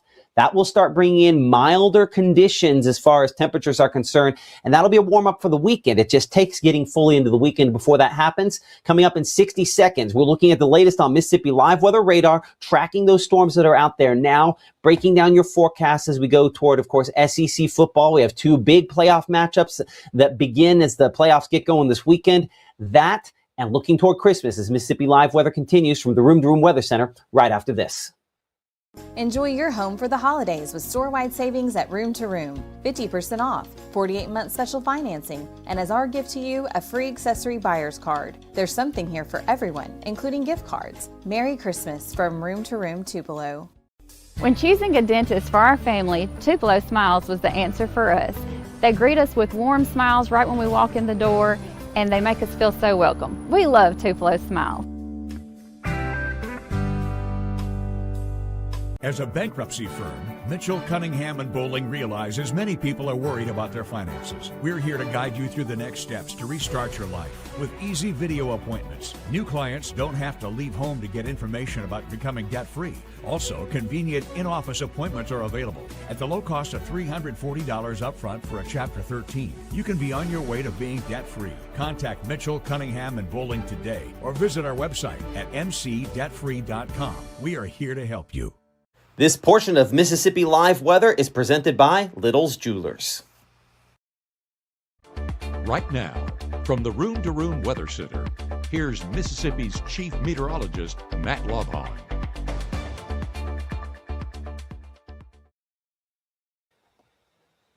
In the Edinburgh area, we join you this evening with a shot there from the North Mississippi Storm Chaser. 64 the temperature. You've been in and out of those warnings down there over the last little bit here. And just up the road in Macon, you have largely avoided them at this point in time. Our camera there showing up dark, not a lot of lightning strikes over the last little bit here. That's been the story on a lot of these storms. You're watching Mississippi Live Weather here at 6 o'clock. I'm Chief Meteorologist Matt Lopon alongside our meteorologist Gabe Maynor. Gabe has been tracking a lot of things here behind the scenes as well. You've been looking in particular at power outages. I know you're checking a bunch of these different outage centers. There's a lot of ways we can use poweroutage.us, but you know, checking these local cooperatives certainly yields better results. How are the power outage situation showing up as of 6:05? Well, currently trying to look over there in Oxford, and as you can see behind me, there's a big reason why. All of the outages that are currently on the west side of Oxford and moving up into the northwest side of Lafayette County, right around Sardis Lake, that's what we're watching for, as multiple outages have been reported. And the folks over there at Northeast Mississippi Electric Power Association hoping to address this here in the next couple of hours. As we work our way north into Marshall County, getting a few more of those reports out of the Malone, and I believe that's the Waterford community, if I remember correctly. Yes, so Waterford community, a lot of outages reported right along Highway 7 and working our way southeast into the Bethlehem area. So reports coming up, reports building, and checking the local areas. That's the best way to go about it because they update those a little bit sooner than poweroutage.us. But as we look at the bigger picture, and let me drag it out right here, you can see multiple outages, multiple spots we're paying attention to, including Tate County, Tallahatchie County, Neshoba County, and as far south as just around the Jackson area. So the entire Magnolia State dealing with outages this Thursday evening. Absolutely, and it's luckily sporadic and not worse than that. Oxford, at least our camera there with North Mississippi Storm Chaser still has visibility at this time. We're 55. Notice a difference there from last hour, right? Where we had that temperature in the 60s. The dew point was in the 60s as well. That is that sharp drop in temperatures that's on the way behind this front after it fully moves kind of through the area. One of the things that we've been tracking the last couple of days here in the Room to Room Weather Center is how cold the front will be behind this here. If I step out of the way, you can see on the corner of the screen, we have embedded there the radar image showing up, and that radar image shows us again some of the showers, again mainly to the east of the Oxford area, because after that front moves through, and that's where the showers are along that front, then you're going to have that cooler and drier air that fully kind of settles into the region. We are watching, though, the most closely locations down here in particular Kemper County under a severe thunderstorm warning until 6:45 p.m. just on the southern fringe of the Mississippi Live weather viewing area. Checking our radar sites there, a couple different ones. We show some broad rotation on this. Just unimpressed largely with what we are seeing as far as that's concerned. Maybe a couple wind gusts, 45, 55, 60 is not impossible, but I just don't think most of the strong winds are making it down to the surface. Giving you kind of a generalized storm track of the most impressive part. Again, rain will start before this. It's this part on the backside that we're most concerned has a little bit of that broad rotation with it. We show Moscow about 617 there. We're looking closer to Mount Nebo at 626. DeKalb there at 633, Townsend 641, Akron about 643, and Scuba about 650 as that moves kind of toward the east at about 40 miles per hour, which has been kind of the general speed we've had from time to time today. We do have tornado watches. Everybody in blue here under tornado watches into this evening and the first part of the overnight time period here. That's what the alerts are. We see this. And again, while we still have Fulton and Itawamba County, or down there Monroe County, Clay, Oktibbeha, Choctaw, Winston County is all involved in this. As I show the radar on top of this, once again, I would say honestly, everything, I think we're probably in the clear here for most of Oktibbeha County. It would take something pretty spectacular for this batch here to produce a tornado out of this. I think that's highly unlikely. But if you're out here in advance, east of Macon, down there around Neshoba County, back out here toward Lowndes County, up toward Marion, Lamar, and Franklin and East, yeah, much more likely to have some issues with this. But even there, I don't think there's a high likelihood. Kind of clear off those warnings, bring it back into Macon here for a moment. Again, showing that heavy rainfall out of this batch of thunderstorms here, and put this on a 30-minute loop to show the evolution. And I think just from the eyeball test, you can see how these storms don't necessarily look better than they did before. We do have, again, I'm going to watch this one up toward Columbus a little closer for a second. It's kind of got my attention for just a moment. Hold on a second here. It's interesting. Actually, this one is a little more interesting. There's just no lightning strikes on it, right? 3 over the last half hour is just not much. I see a very active group chat going on there behind the scenes for Mississippi Live Weather. Make sure we're good there. Gabe, bring your audio up behind the scenes here in a moment, so you give me more on those power outage situation. I'm gonna get a storm track and assess this one a little bit closer before we do that. I do show some broad rotation over top of Columbus related to this storm here. Just the shape of this catches my eye. It does have kind of a little bit of a supercellular sort of shape. If I were just to draw the outline around it there, that's generally speaking what we expect one of those to look like. It's pretty small, though. Let's see. I mean, we're 7 miles that direction. 15, 20. That's not that. I call that an LP supercell. Before we get in that, I don't see anything from the storm chasers on this one here. I don't know if they're on that as well, but I would say that you're gonna have to watch this one to see how it progresses, because this is like the long-lived one that previously prompted some of the warnings before on the north side, right? Yep, sure enough, it is. Let me get on this side here. So let's backtrack that there. It's kind of separated from the line. This one's actually kind of interesting here. Okay, so heads up, southern Lamar, northern Pickens County, eastern Lowndes County. I do have some rotation starting to show up on that. Now the storm chaser's talking about that as well. The storm's starting to tighten up as well. So they're kind of seeing it at the same time here. Let's look back here at the wind a couple different ways. We do have our shear markers on, and that early look has not popped up with that as well. Let's look at the instantaneous shear, the rotation on this. That's a little bit, but not a lot, and not overly strong. So again, still kind of developing. Okay, so I'm going to track that particular portion of this that's right over top of Columbus. Actually, I wonder if the camera, I think we're a little too late to catch the camera there. Even if when we first started talking about it, we'd probably been a little too late. Give it a second for this to start populating in. You know, that's what we were, at the beginning of the show, when we were looking for the rain kind of shooting across the road pretty quickly, I guess at the end of the 5 o'clock there, that's what we're seeing. Nothing impressive on any of these cameras at this moment, but that dew point at 64 in the latest update just a couple of minutes ago here.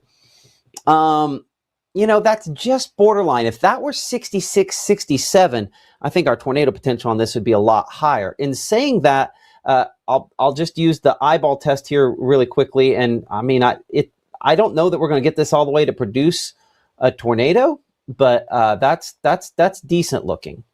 So let me widen this out, and so we get about 30, 35 mile per hour track on that. So if this were to do something like that, this is about the time frame we're looking here. Steen 6:19 for you, 6:13 current time. Melbourne about 6:30, Fernbank 6:36 there. Millport at 6:42, Kingville at 6:49, and Kennedy at 6:53. Hey, listen, so let's talk about this. Nothing has been issued, but it's been a long time since we've talked about safe place sort of stuff. Unless you're watching us today, we've talked a little bit about it, but let's just make sure that we know where that is just in case something goes a little sideways with this here. So a sturdy structure, middle of the lowest floor, a place where you can wrap up in blankets and pillows, put on a helmet to protect yourself in case there's some kind of debris, if this were to take that step, and stay there until we can give you the all clear. Looking at Adrian from the Storm Chasers, he's south. You pull up that camera again there, Gabe, behind you, if you would. And then I'll kind of bring you in here for a moment. See Adrian's shot there. He mentioned that whatever circulation it was in Macon just went just a little in front of him there. Anything you're seeing on the camera of interest? Oh, sorry. Put it on my pick. Let's send it to Gabe over there.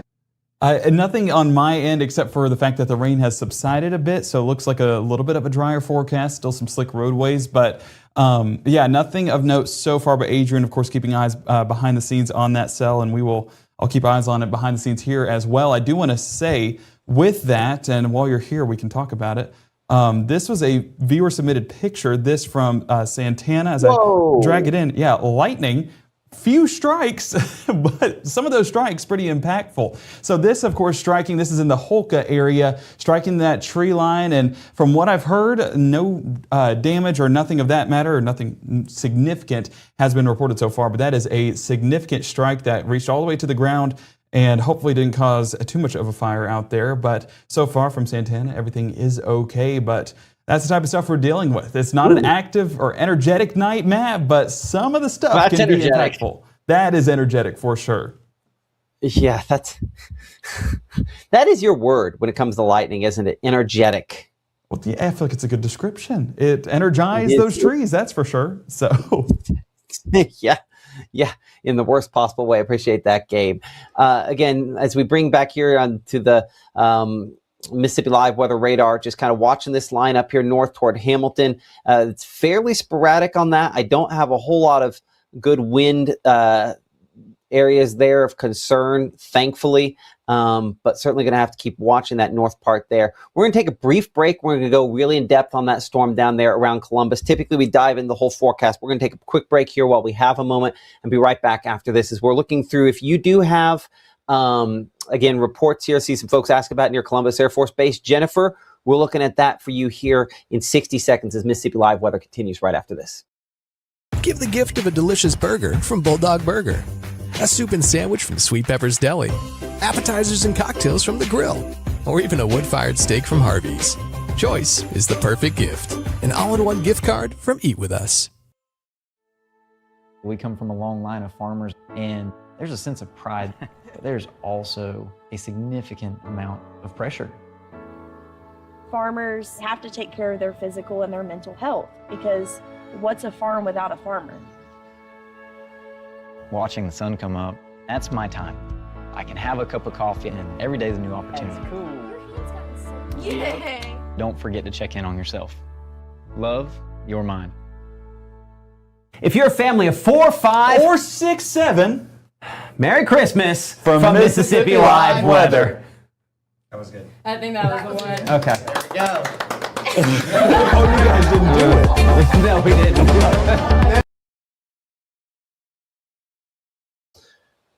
Oh, Gabe Maynard there, but Matt Lawpon here as we're tracking some showers and thunderstorms. You're looking out of Caledonia live here on Mississippi Live Weather at 6. I'm Chief Meteorologist Matt Lawpon. Our North Mississippi Storm Chasers camera looking back toward the south-southeast. Again, a lot of rain, not a lot of lightning on this viewpoint there, but we are looking toward one of the stronger thunderstorms we've had today. An interesting look, certainly has some rotation to it. Is it enough rotation to produce tornadoes? I don't know that it's going to be at that threshold there, but this is what we are watching on this. So again, looking here, I still see near Steen's at least broad rotation showing up there on the radar. But when we go to the actual wind mode, and that's kind of the important factor on this, what does it look like when you really poke and prod the radar? And this is not shocking there, but we do have, again, broad rotation, but I don't show anything tight. I don't show anything strong. So still watching it closely for you as we bring it back here to the precipitation mode and tracking that forward. Again, not impossible maybe get a couple of hailstones on the front side of this, but as you can see on a hail track, nothing significant showing up on this hail threat, which is a computation thing that our radar does. And do again appreciate the good folks at True Shield Roofing for sponsoring us here. If we were to have hail in excess of an inch, believe it or not, while we have a captive audience, they are going to be giving away money for that. So the largest hailstone we get on any given day, assuming we actually get hail, take a picture using the Mississippi Live Weather app and send that in. And based on your location that goes along with that, when you send it in, we can check to make sure if it's valid. But you could win $100 from True Shield Roofing. It's kind of a weird, interesting, and I think, frankly, a cool spin on bad weather. Not hoping for hail, but at least if something bad happens, you get something out of it. And appreciate them for being willing to partner with us here on Mississippi Live Weather on our hail detection abilities there. So again, Millport, that's over top of you, building your direction. That's that front part there that might have that rogue. It probably doesn't have much in the way of hail, but certainly really, really heavy rainfall on Alabama Highway 17 moving toward Alabama Highway 96. We show again some heavier rainfall up here with this toward Detroit as we try to check this section here and we look for the wind potential on it. I don't show anything of great significance there. And honestly, if you keep it on the wind mode here, there's really not much out there. Outside of, there's a couple spots here where you see just a little bits of red and green there close to Alabama Highway 168 in Franklin County. But here's the thing, these are so teeny tiny that though the radar says there's some rotation, there's no way those are big enough to produce tornadoes, thankfully, at this point. Weird stuff happens in those Alabama hills as far as weather is concerned, but hopefully not an issue related to that there. Hey, Matt, real quick, yes. I was going to say something. The big thing that I'm noticing with this line is it's almost like they're interacting with the shear axis, because as you can see, all of these cells along that leading edge spin, spin, spin, spin, spin, and they're just interacting with each other, taking all of that energy, and they're not necessarily working together to produce one individual tornado. They're all trying, and there's only so much food to feed them. So I don't really expect anything to be produced because you have so many of those individual cells that are eating at that shear that are not necessarily producing anything significant. I mean, you can see the turning with that cell you were talking about. You work your way up that line, you see about 3 copy and paste of those same cells that are trying but just don't have the energy to do it. Yeah, you're I see that, what you're saying there. I would argue, I don't think there's enough. I don't think while there's enough shear to get them going, they're not growing tall enough to tap in the worst part of that, thankfully. So I think that kind of helps it out. We expected we get these little mini supercells, and that's really taken mini, I guess, to the next level in that regard there. Certainly the case. Appreciate that, Gabe, here. As we kind of bring it back in here on kind of the wider shot, let's get to the rest of your forecast. We've gotten, about 21 minutes into this. We haven't really touched on the rest of your forecast because, again, we are tracking heavy rainfall out of these, but the majority of what we have, again, well below severe limits. So let's look the remainder of this evening. Again, there will be, once this line passes through, this final line here, a big drop in temperatures. That is our cold front moving through. That will bring us, again, our pretty significant transition over the next hour or so. So our IMPC school day forecast, only one more school day for tomorrow. Gabe, add that to your list. Our break forecast need to be in there. But we're looking at 32 for that drop-off temperature in the morning. As you can see, mostly clear skies. We'll be much drier behind this. By lunchtime, we're 43, and by the final bell, we're at 48 degrees, a lot colder than today because wind chills even in the afternoon are going to be pretty cold. So again, that front moving through, once it's past you, and it's already about all the way almost New Albany, back toward Water Valley. Once it's past, we're done. I do think it's depicted maybe a little bit fast on here. But east of that front, we'll continue to have a few isolated strong severe thunderstorms. That tornado watch does continue until 9 p.m. More of our counties will be canceled out of that soon. It does look like at 15 after, they canceled out a few spots, such as it does look like Choctaw, Clay, Leak, Oktibbeha, and Winston were allowed to get out of that watch there. But more will probably be coming up here pretty quickly as well as this moves through. So drier air overnight, but that wind remains breezy and those temperatures drop as a result. Look by early tomorrow morning. Actual low temperatures down there in the neighborhood of the low 30s. Wind chills are probably going to be even colder than that once again as well. We expect that wind chill temperatures are going to be down into the upper 20s to begin the day for tomorrow. Hold on. I'm going to go back and we're going to hit wind chills because I think I jumped right past it. Here we are. There are those wind chills in the upper 20s. In some cases, mid-20s. We show New Albany at 26, 24 there, Holly Springs, Senatobia, where our meteorologist Maggie McCauley is. And she'll have updates with very cold temperatures for tomorrow morning up there, starting at 6:30 a.m. for Mississippi live weather today. As with this morning, tomorrow morning, it's tomorrow at 6:30 a.m. Nailed it. Okay, so clear skies continue to build in with those northwest winds bringing cooler temperatures out of that direction through the day. Dry air and clear skies both also going along with that, as we expect to have the futurecast showing, again, mostly dry conditions even into the afternoon. Wind chill temperatures, though, probably still in the 40s, even if you're lucky enough to cross that 50-degree threshold. So high temperatures expected to be upper 40s and low 50s there. Our winds, again, the big story, but below normal for highs for tomorrow, not just here, but across the entire region.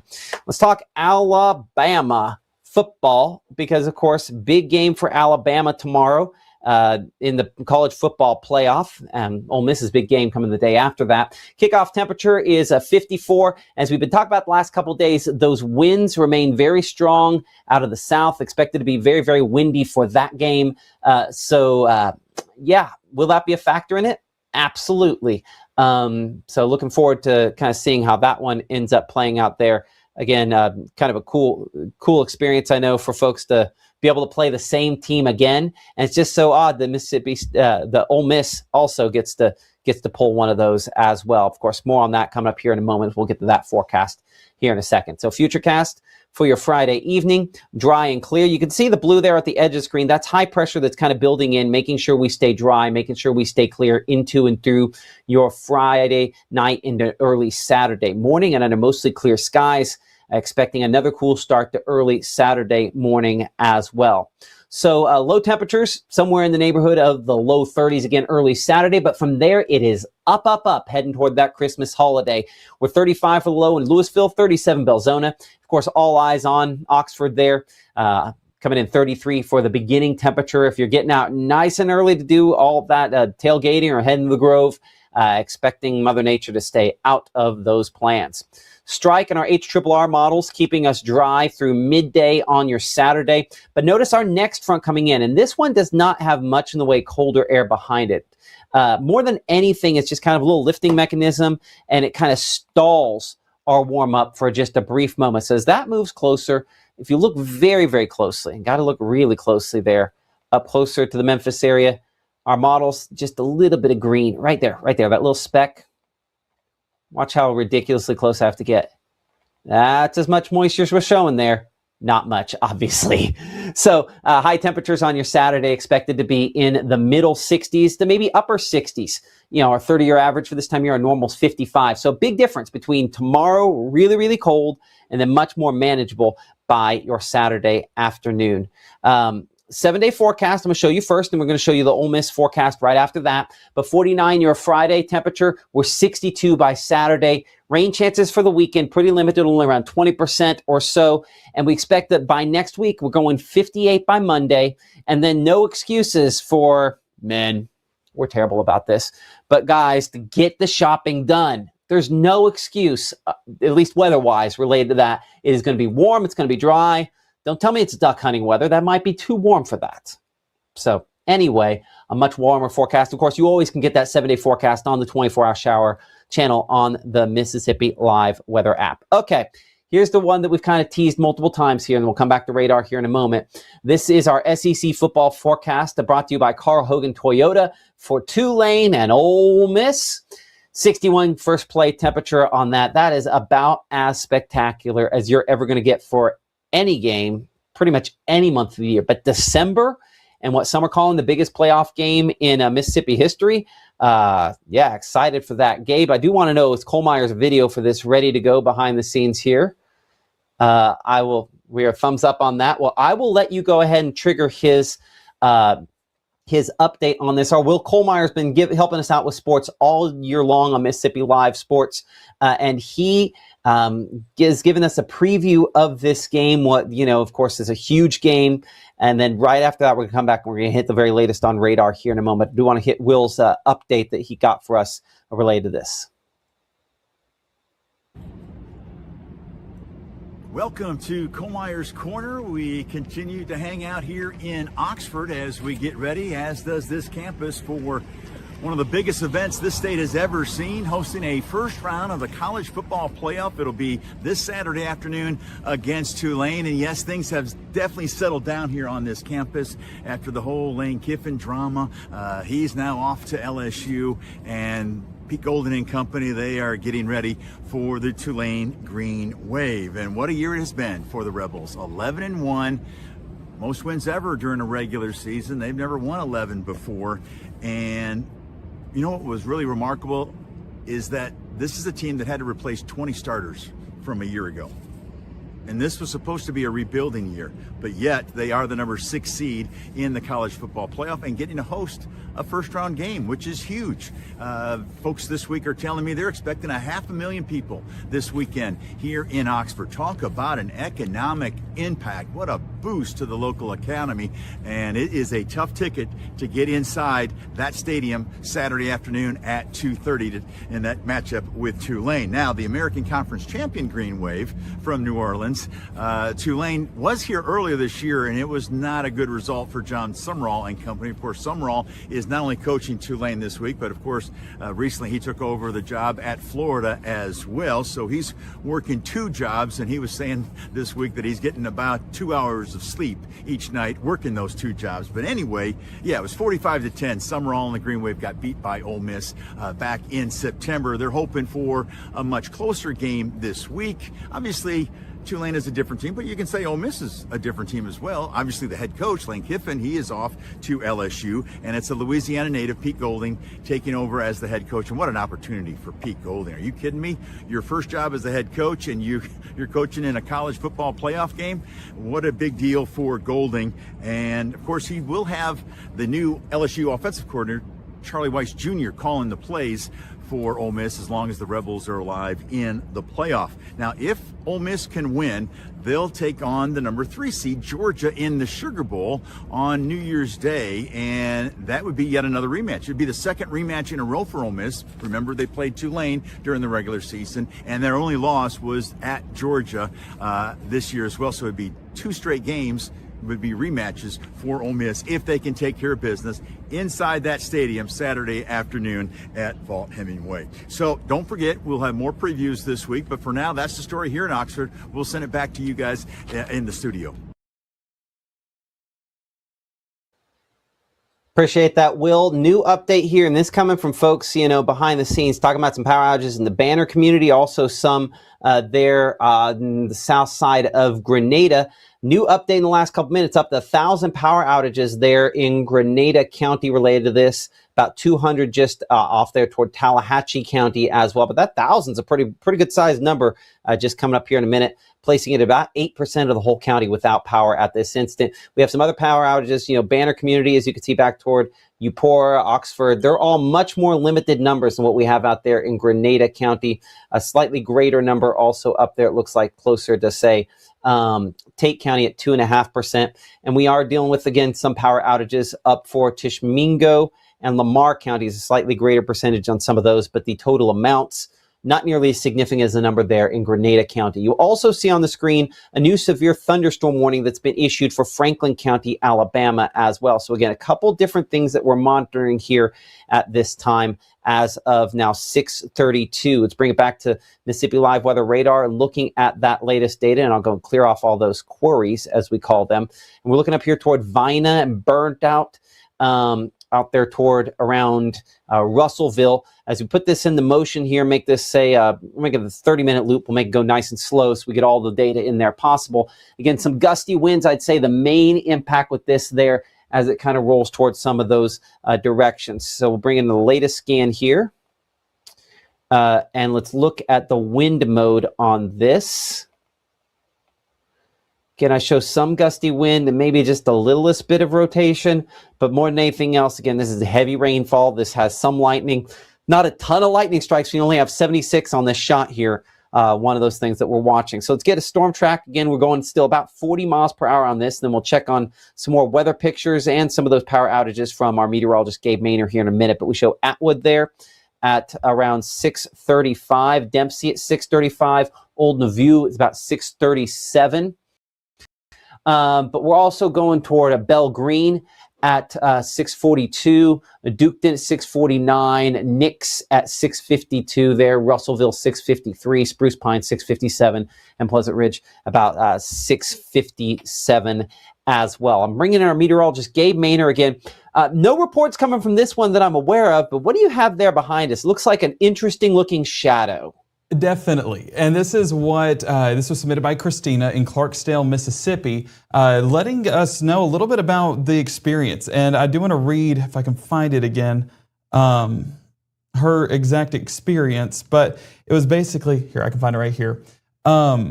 Basically formed out of nowhere. It was big at first, like a bunch of smoke and dirt, and then the wind and rain and kind of that rotation that we were talking about started forming fast, and then it sounded like a big 18-wheeler horn. So this was an intense storm. I'm curious, based off of what radar was showing around that time. Of course, this was posted not too long ago, probably not lining up exactly with that time, about an hour ago. So Matt, behind the scenes, if you're able to pull that up, I think that's worth taking a look at, because that's definitely an interesting looking picture. Of course, all eyes being drawn to the distance right there, looking like a funnel. Now exactly confirming that, I can't exactly do that unless radar lines up with it and that tight rotation. But Clarksdale, haven't really seen anything on radar, so I have my doubts whenever it comes to this, but definitely something to take a look at, Matt, as we get further into our forecast tonight.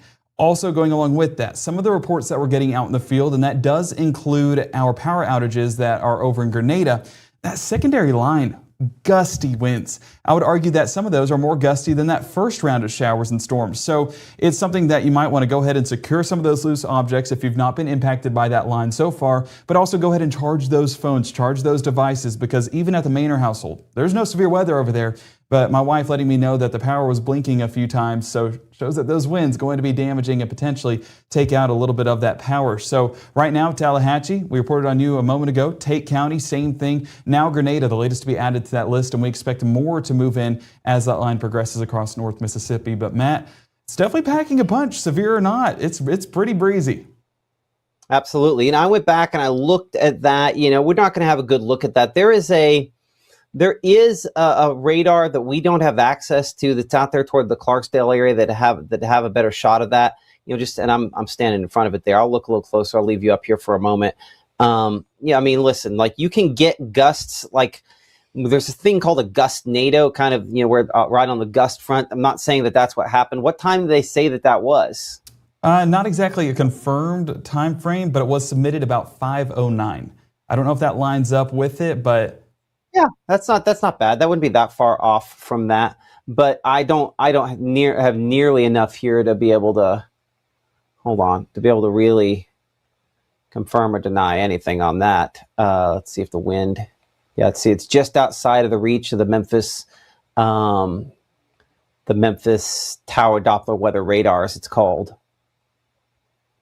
And again, we had some areas of that watching, again, a little bit of broad rotation, but that might be overstating the case a little bit.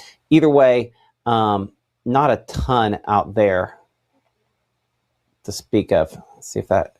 Well, I don't think we've gotten any damage reports either. So that's also reassuring and kind of agreeing with us on that, because, I mean, that picture, it definitely looked a little bit interesting. Looking shot.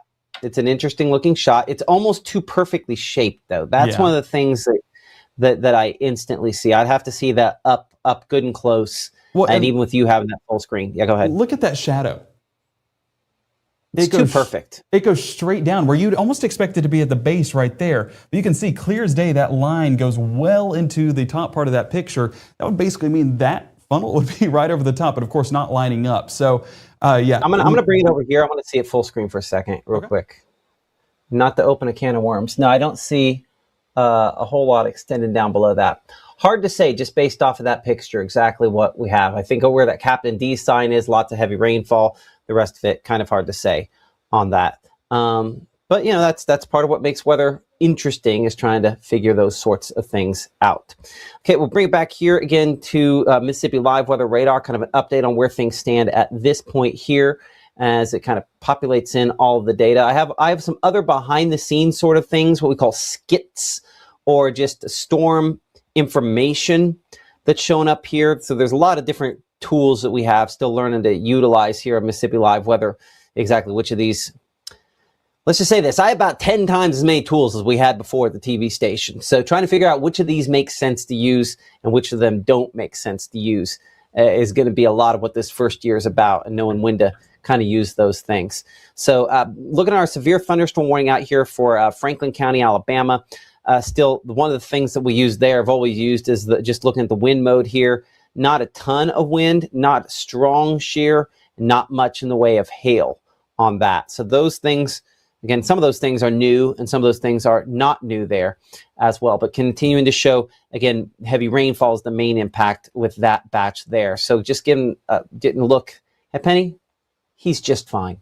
Okay. Dog came in here because he's a Velcro pet. So say hi, Duke. No, now he's going to go because he got called out. Don't say his name. Let's get track on that. About 40 miles per hour toward the east there. Again, severe thunderstorm warning, Franklin County, Alabama, until 7:30. So Frankfort, we're at about 6:40 for you. Pig Eye at 6:47. Looking toward Nicks Mill at 6:54 there. Russellville at 6:54, and eventually after that, pretty much out of the area there. I do want to say, give some props to our folks, our partners up at Tennessee Valley Weather. Part of the National Weather Network. They're covering this up there for the shoals. That's part of the reason you might say, well, why aren't you talking about this one up here, the northern part? Tennessee Valley Weather out of Lawrenceburg, Tennessee. What we're doing would not exist without them, and they do a spectacular job. So we let them kind of handle that area there. I think there'll be scenarios where we have some crossover, but they do a great job and have been keeping people safe up there for years. So I'm not going to step on top of what they did. We were earlier pretty extensively tracking this storm down here when it was in Lowndes County. Had a little bit more in the way of rotation just a little bit ago when it was close to the Columbus area. That bit of rotation, the backside has largely fallen apart. This looks a lot more disorganized. So a very, very good sign as far as that is concerned there.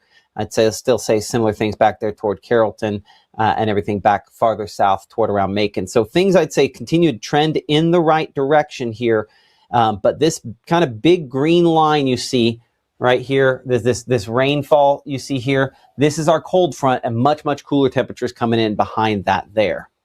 So current time is 6:41. I'm Chief Meteorologist Matt Lawpon. We're going to pull up the, of course, we have the national radar there for a moment. We're going to bring up those temperatures, and you can kind of see that drop sort of on there. If I make this one loop for, say, the last 6 hours, that drop becomes a little more obvious. Again, it's not an instantaneous giant drop.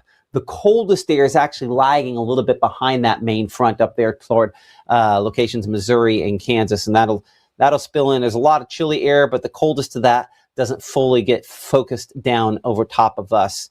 Obviously, if you add in that or subtract because of that wind chill, that makes that look a lot worse, right? And you can see that sharper line. So this is the colder air moving in from the north and west, and so that's largely the story going forward into the next couple of days. So with that in mind, kind of wider shot here, and I think we might start the process. I'm gonna let Gabe do some tracking. I'm gonna check some stuff behind the scenes here for a moment. So Gabe, if you want to shift over to the chroma key, I don't know if you're able to control this without it completely stealing my system here on that.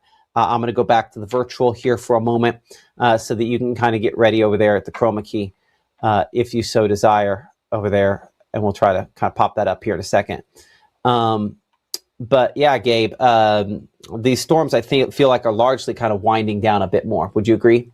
I would, and praise God that they're doing so. But I do see a lot of folks in chat still saying that it is just gusty, it's windy. It's something that you definitely need to, what is the pirate terminology, batten down the hatches and get ready. So make sure to do so if you are anywhere on the Alabama state line of things, because if we expand things in, you can see that it's just going to be a little bit more gusty on the back end of this. And big reason why is because there's just a strong gradient as that colder air pushes back in behind it, some of those winds getting a little bit more breezy. So this leading edge is what we're watching for the potential of some of those stronger gusts. So I think this is worth drawing a line on to let folks know that it's headed their way. So give me a second while I draw this pretty extensive line out. Oh, hang on one second. Not 200 miles an hour. All right, I'm going to have to drag this out, so bear with me. There we go, all the way down. And this is again moving at about 40 miles an hour. And let me adjust this here real quick to go across a little bit longer of an area. We're going to go 100 miles. And then you get, of course, a lot of cities on there. Let me just clean that up real quick. There you're getting a better look. So Saltillo, basically over the top right now. My wife working on getting us a video there from the Maynor household of how those conditions are. But yeah, breezy conditions for sure. My mother-in-law letting me know over in Union County that her rockers were knocked off the porch. She actually went to the hall for a safe place, but yeah, no need to do that. This is not going to be a tornadic setup, just a little bit of those strong breezes on the back end of this. As we keep that moving, we see Tupelo there, 654, Verona, 657, Shannon, 702, Tishomingo, 703, Okolona, 706, Cherokee, 713, Belmont 719, Amory 732, and Tremont by about 737, Smithville right around that same time frame. So folks that are headed out and about thinking that first round is over, there's nothing else to worry about, it is still going to be breezy. So Matt, it's still definitely something to note. Are we here? Sorry. It's all good. Well, one of the things that it was showing over there was some outages. And I think that's a thing that we can expect to build into this overnight. You want me to talk about some outages for a second? Go ahead. So technically we have a power outage at the house. Luckily we have a backup battery for the house and I have a backup battery for the room. But it's one of those things like you were talking about it and I'm like, and I'm looking down, all of a sudden in the corner of my eye, I'm like, wait, it just went dark in the other room over there. So I had Penny run and plug in. I have an extension cord for my backup battery. It's in here. So now we're on the backup battery for the house on top of everything else. But it's one of those, like I heard a click. I'm like, wait a second, that means power's out. So let me also say that means even in a power outage, the broadcasting works like this. I was hoping that we could test the whole decentralized way of doing this because one of the many levels of redundancy that we're trying to kind of develop here at Mississippi Live Weather is if I go out at my house, Gabe can work at the station. Or if the station goes down, I can still broadcast from here to the channel, even if everything gets cut there. So part of, I guess, making it more stable is decentralizing it, because if two of us go down, then Maggie can still pull it up from back there and broadcast directly to the channel. So we have multiple ways to ensure that we're in good shape. Well, I think this is a great segue to kind of pull up some of those outages, because that is a number that I do expect to continue to climb into those overnight hours. Jordan put it best in the chat. He said, dude, I went outside to get a snack from my car and got whiplash from how gusty things are. So great way to describe it. And let me tell you, that front definitely is I mean, it's got, the thing about this front is it's mixing down winds from aloft. So you have really strong winds aloft, and it's mixing that down to the surface. Yeah, and it's not impressive on radar. I mean, if you look at this, you would think that that is just nothing but some light to moderate, maybe heavy showers at times. But it's actually the wind mode that we see the best look at this. And as we look at some of those winds on that leading edge, I don't even think this is going to do it justice, because again, at the surface is more breezy than what's happening aloft. And as we highlight in a few of those numbers, yeah, it's not only 30 or 40 miles an hour. I think we're getting up to 50 in some spots on that leading edge. That includes folks there in Winona submitting that same report, the northern side of this, where things have been relatively tame. So Tupelo, I'm sure we're going to get some breezes here in a second. Also up around the Prentiss County area in Boonville. And then, as we mentioned just a moment ago, Tishomingo going to be highlighted there as well. Now, Grenada, I mean, you can see that they are definitely the focal point. Nearly 12% of the area currently without power. But look at how many blues are starting to show up across North Mississippi. That's those power outages that are continuing to climb into our, now early evening hours of our Thursday. Still 100 around the Oxford area. Tracked that just a moment ago, but 400 in Tishomingo County. Should tell you how breezy those conditions are. Union County as well as Prentiss County reporting a few of those outages. And that, I do expect Lee County to unfortunately be added to that list as well. So, Matt. There's always a lag on this, unfortunately. Well, and you're at least one. You're at least 1% there in Lee County. So accounting I'll for let that. you go over the monitor and check out some of those for folks at home. I'll go ahead and take you over there, and I'll bring it back here to check out some of those power outages. Pull up Tom Bigby's outage map over there, and we'll look at that in a second. So again, current time is 6:48. I'm Chief Meteorologist Matt Lawpon alongside our meteorologist Gabe Maynard back in the studio. I also think this Grenada number is going to go out, because when we were looking at this a minute ago, it wasn't 12% and it was a higher number. So I think that even on that's a slower updating map here, that's going to go up a little bit more here the next few minutes. So a decent number of power outages out there because of this front moving into and through the area. Also did get a report a couple minutes ago of a tree blocking the road on County Road 642 in Dumas as this line came through the area. So did get, that report. Also newly minted here in the last couple of moments, I do think worth bringing up as we bring this back over here to Mississippi Live Weather Radar. We have seen the cancellation of a couple of counties. Boom, you saw them right there in blue from Monroe and Itawamba counties. Those now canceled out of the Mississippi or canceled out from the tornado watch out there at this time. We do have a number of power outages kind of picking up in number there. Here we go. Large tree down blocked the highway. Was it 3678 Highway 178 in Lee County? Occurred around 57 after, I guess that'd be 5:57 or so.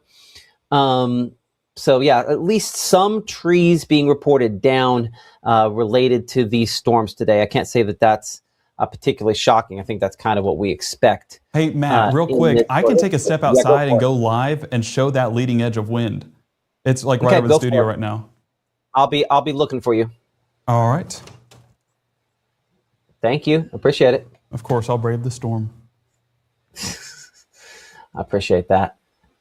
Okay, I'm looking behind the scenes here at our weather pictures, seeing if we have any additional weather pictures, and appreciate everyone for sharing your photographs with us here on Mississippi Live. Again, not a ton of reports coming in at this point here, but I might have to log back into my app. Sometimes it makes me log in multiple times here in order to do that. Content, there we go, 24 hours. Yeah, I'm gonna have to log out and log back in. That's fun. Well, lots of little things we get to learn as part of this. Heaviest of the storms. The interesting thing is this is one of the heaviest that you've had out there in Marion County, Alabama, and Bexar there kind of moving through. But even then, that's largely, again, below severe limits. We'll get a storm track on that moving eastward at right around 40 miles per hour. And I'm going to double check that front here in a second, because I think that front's moving a little quicker than that. Again, looking at that, Pig Eye, we show 657 there. Hamilton, 707. Bear Creek, 718. Martintown, 727. And about 7:30 there for South Haleyville. But our meteorologist, Gabe Maynor, is watching this line coming through Tupelo. And before he gets wet, we need to see Gabe. So let's go ahead and I got to make sure I find the right one of these boxes for you, Gabe, in your live shot. In fact, we're just going to take Gabe's shot here for a moment as he's out in the wind. Yeah, Matt, I think breezy's an understatement as you see the earpiece get knocked out of my ear. Great timing. But yeah, definitely some gusty gradient winds working their way into the area, blowing the hair around, blowing leaves there in the roadways. If you see that flag back there behind me, I mean, you can see Old Glory showing off there, breezy in the wind.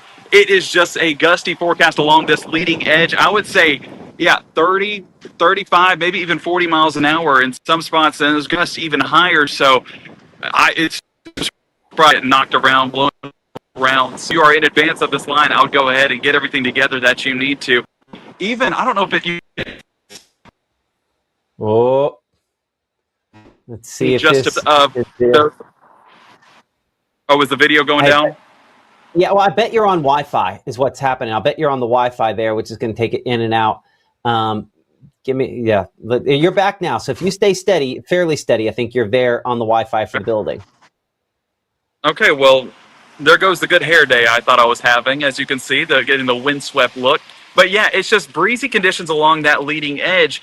And gusts definitely get up to about 40 miles an hour just because of how strong those winds are. You can see the American flag back there behind me. That's breezy in the wind. And that's some of those winds that are a little bit higher up. So no surprise why that's showing a little bit more evident than here on the ground. But I do want to note that some leaves in the background were blowing across the road. And this is in advance of a lot of that rainfall. So this paired with some rain makes for some blinding conditions. We do encourage folks to stay off the roads for the next at least hour as this moves on through to accommodate for some of those extreme driving conditions that we don't want you guys to be in. So stay safe, get where you need to go, and stay there until this main line moves out of the area.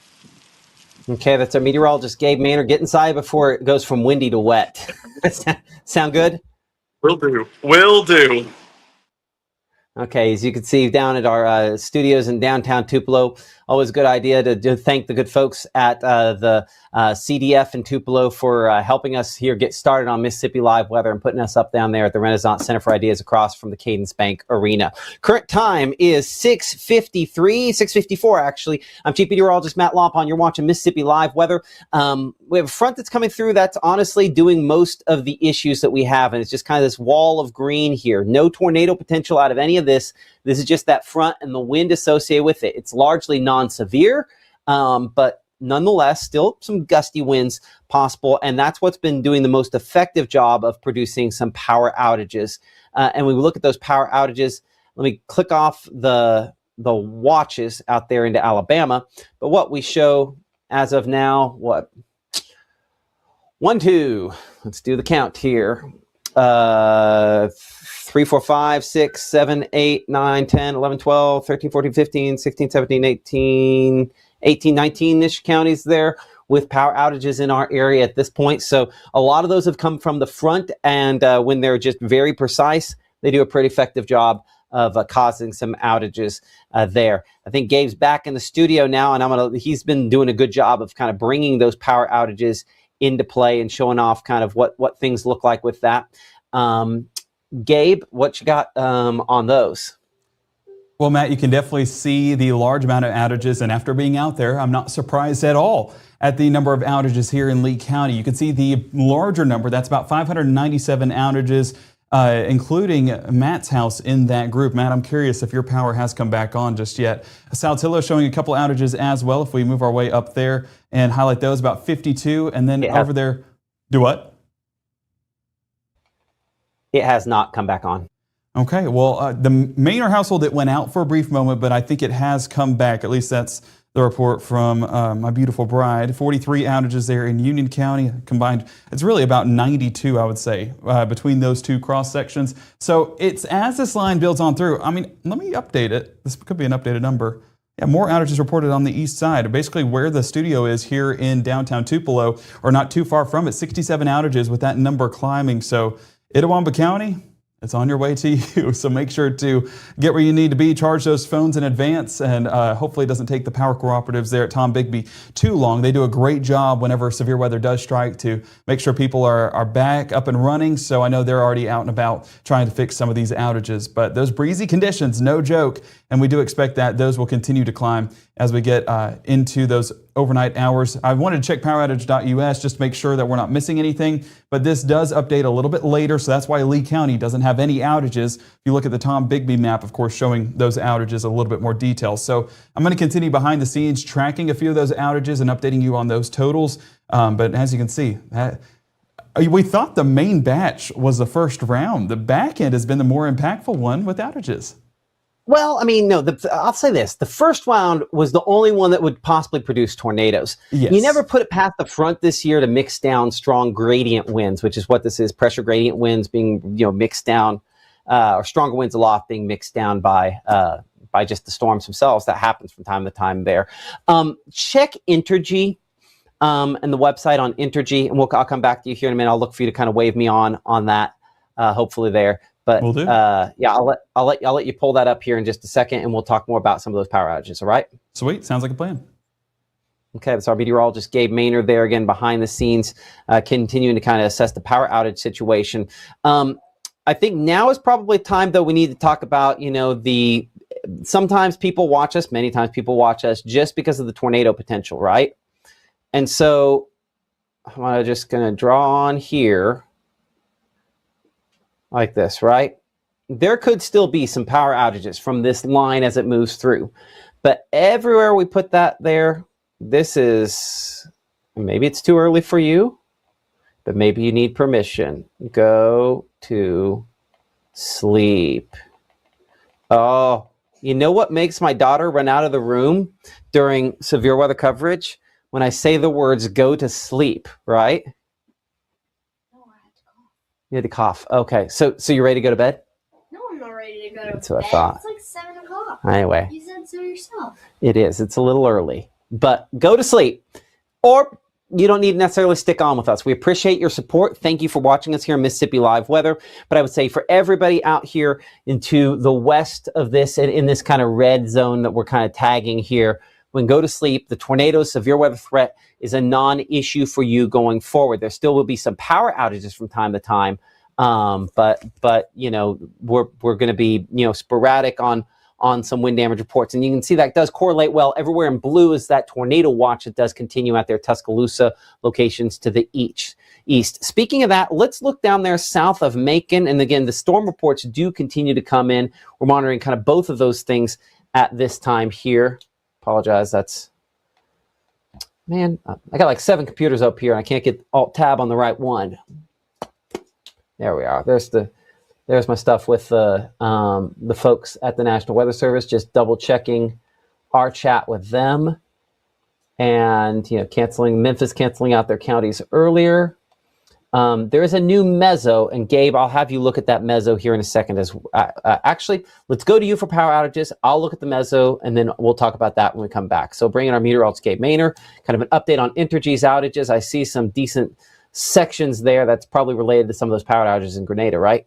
Exactly. You can see that there is a large number of outages. Currently, 869 folks currently without power. That is going to be east of Grenada, close to the Gore Springs area, with a few other outages. If we work our way up Highway 8, that are currently 2 outages affecting 73 customers. So Entergy doing a great job getting out and about this evening, trying to get folks that are without power restored. And again, a big thank you to our electric power cooperatives just taking care of business tonight. We don't like forecasting whenever there's some strong or inclement weather possible, but they do a great job kind of making things go back to normal as quickly as possible. So Gore Springs, that's going to encompass a large section of Highway 8 and some of those back roads as well. So if you do have anyone over there or know of anyone over there, they're probably currently without power. So the thing with losing power, I will say, the quicker the better, because tonight, cold forecast does move back in place right around freezing. So if it does take a little bit for power to come back on, we need to make sure that we have ways to stay warm, whether that's with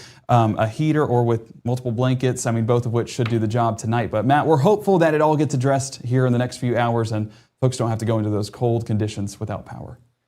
Absolutely. You might need to bundle up like the mid-size Lawpon there. By the way, I did not mean to out you on TV in your Baby Yoda pajamas. I was just worried about my next thing. I didn't realize you were even dancing back there. So I don't know if I'm good dad or bad dad on that one. I do know that good sponsor this evening, Mitchell Cunningham Bowling, helping us with our Tupelo Tower Cam, bouncing around a little bit more. Still waiting on the latest update at the airport there coming in. We show kind of a west at 9 miles per hour. That temperature is going to drop a lot more the next hour once the new update comes in here in a couple of moments. Some viewers reporting some tree branches down between Tillatoba and Grenada on Highway 51 from the North Mississippi Storm Chasers.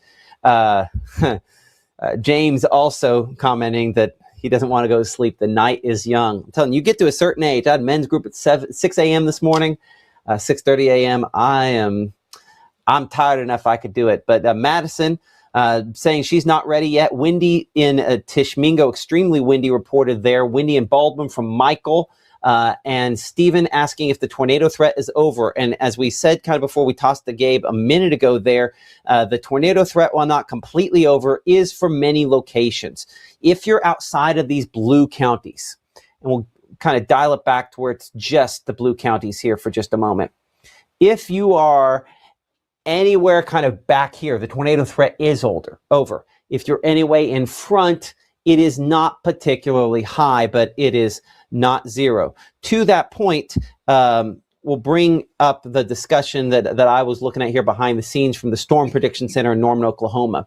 Talking about the fact that the limited tornado threat still there, wind gusts still should persist for the next couple of hours with broken bands of thunderstorms, and that the earlier supercells, the rotating thunderstorms, are largely falling apart and less of an issue with the exception of Newton County. So we'll have to watch the primary tornado threat around here, but with everything becoming less of an issue, that tornado threat diminishes as well going into the evening. So good sign there. The progression is less and less significant tornado threat going into the next couple of hours here. Still going to be windy, and as this front moves through, definitely expecting breezy conditions to follow suit associated with that. Number of pictures coming in this evening as well. A lot of them lightning. This one from near Toyota Bokashu. Appreciate, I think, Lulu for sending this one in. I'll see if I can make this actually pop on your screen the right way. So give me just a moment to populate that in here. Nope, not going to do it. Not going to be happy. Let's try that. Still, we got that. One more time here. The more gizmos you have, the more likely it is for one to break. Okay, give me a second to try to do this here. Window capture. I don't know why it's not on there like it's supposed to. Oh, well. Well, that would have been nice. Not showing up on there. So I'll bring it back here to regular radar for a moment. Might have to do just a good screen capture to pull that up there. Hi, Penny, you're back on camera again. You realize that, right? Okay, well, we're still technically doing severe weather coverage, so now might not be the time. Okay?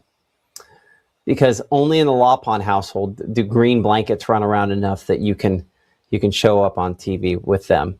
There, man. Let's get things back on track. Let's get back here to Gabe for a second, who's doing his actual job behind the scenes there, trying to pull up some of those weather pictures. Gabe, what do you have? Well, so I was getting in contact with our Clarksdale picture submitter. That's Christina over there in Clarksdale, talking about that interesting looking picture. And I was asking if she had any reports of damage or anything of that nature to confirm anything that happened on the ground. And she was there whenever the whole thing went down. She took the picture of it. So I was asking her kind of what she saw in the sky and getting any confirmation that we may have. She did tell me that it was a pretty fiery sunset after it happened, but now she's driving back, now that everything has passed, to see what damage has occurred, if any, and we will be glad to forward that to you guys as well as the National Weather Service here in the next few moments. But I think that's definitely one of the more interesting pictures of the night is out of Clarksdale, but it's just not exactly lining up with what we've seen on radar so far. It is kind of in an area where we don't have the best radar imagery, so we're looking very high up for what's actually happening on the surface.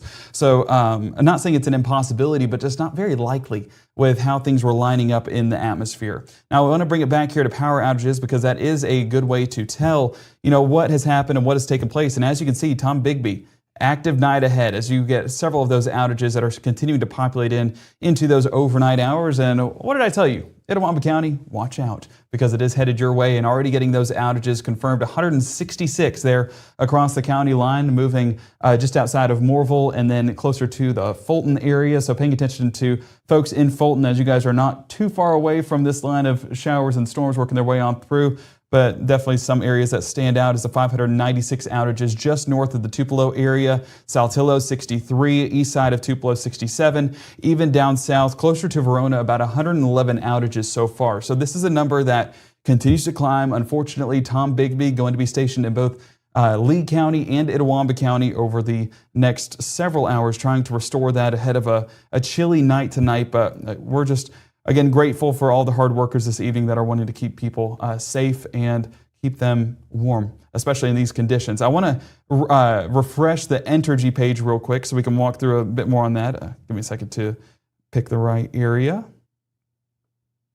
So as that populates in, you can see some outages showing up around Greenwood. We mentioned Grenada a moment ago. Not going to be shocked at all if we get a few of those reports down there around Durant and Kosciuszko as that line progresses on through. But fortunately, not nearly as many reports. So it seems like the stronger winds are going to be on the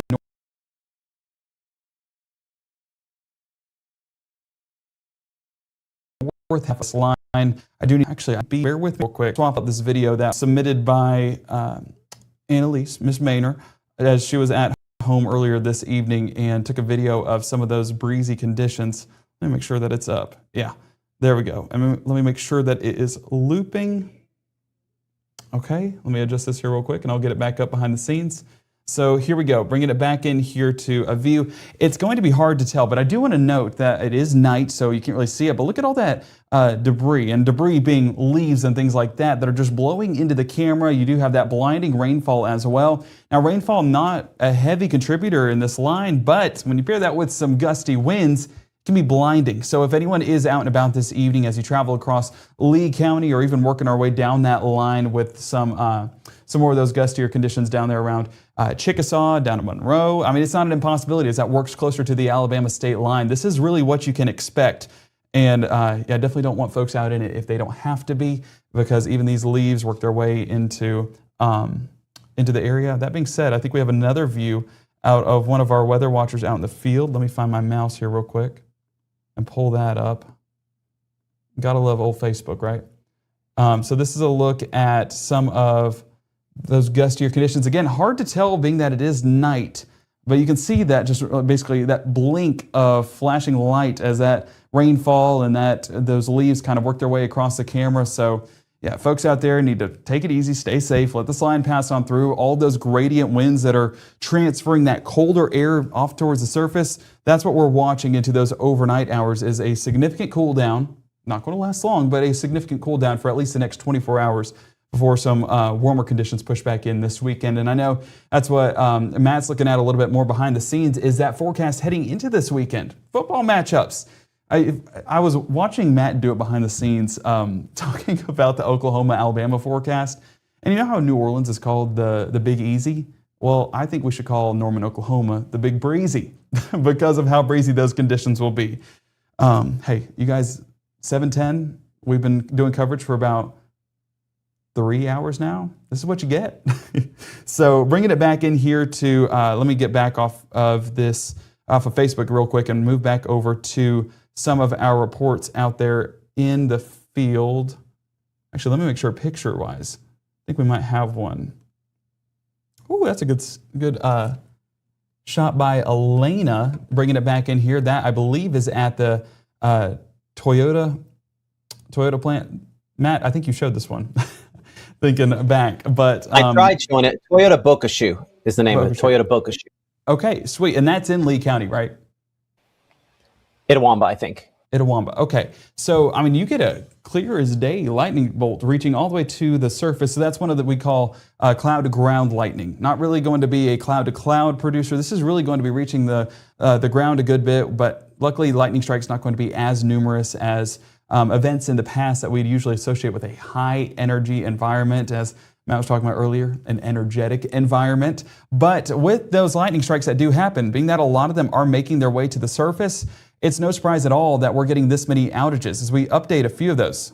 My word, Tishomingo County, 2,500 outages currently, and that is going to be Tishomingo County Electric Power Association. I'm going to work to show that behind the scenes here in just a moment. Prentiss County, around 180 outages. Lee County, 867, as we saw a moment ago. And Itawamba County, starting to climb, already at 17. Expect that number to get a little bit higher in the next few hours. Union County, 179.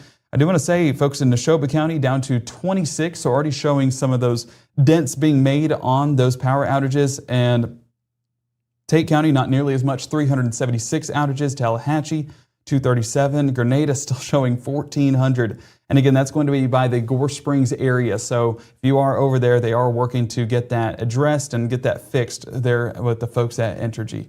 Yalobusha County, that's a new development. Let me jump over there real quick and talk the latest on those outages. That's going to be working our way north, and yes, I will click that. Working our way north there from Grenada and up there towards the Yalobusha County area. So that's just a few outages. I believe it's this one over here that's actually populating in a few of those totals. So let me drag that over. And it's going to be Glendora showing, well, that's from earlier on, a few outages. I think that was from Tallahatchie now that I think about it. And that's down to 235 outages, still that same general location showing that. And as we work our way north, this is going to be that Yalobusha County area, trying to highlight in a few of those. Doesn't seem like an absurd amount, just a couple outages here and there.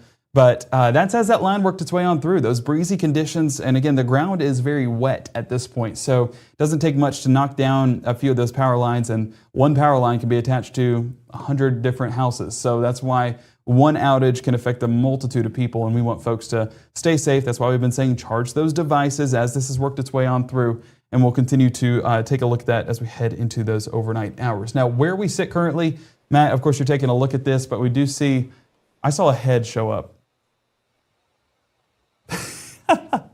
Okay, I thought I was insane. I want for a to be second. clear, a little mid-sized law upon it. If this were true tornado warning stuff, that this is not acceptable, okay?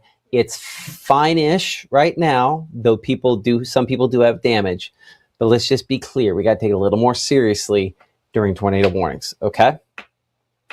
I love you, but I just want to make sure we've had that conversation, okay? Okay.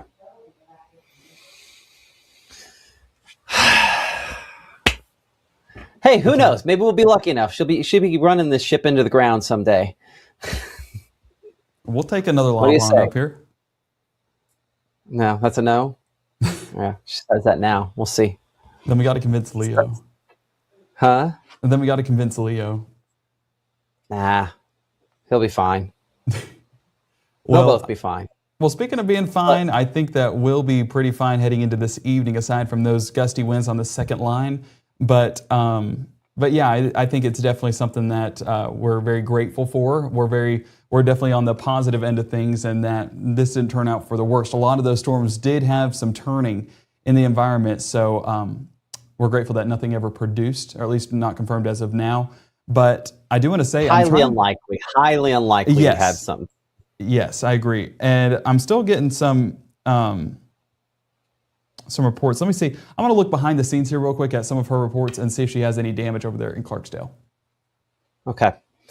So as we kind of look at here for a moment at a few things, one of the things, again, we're looking at those power outages, still monitoring those on Mississippi Live Weather Radar, showing about 12% there of both Tishomingo and Grenada counties without power at this time. Obviously, that yields different people.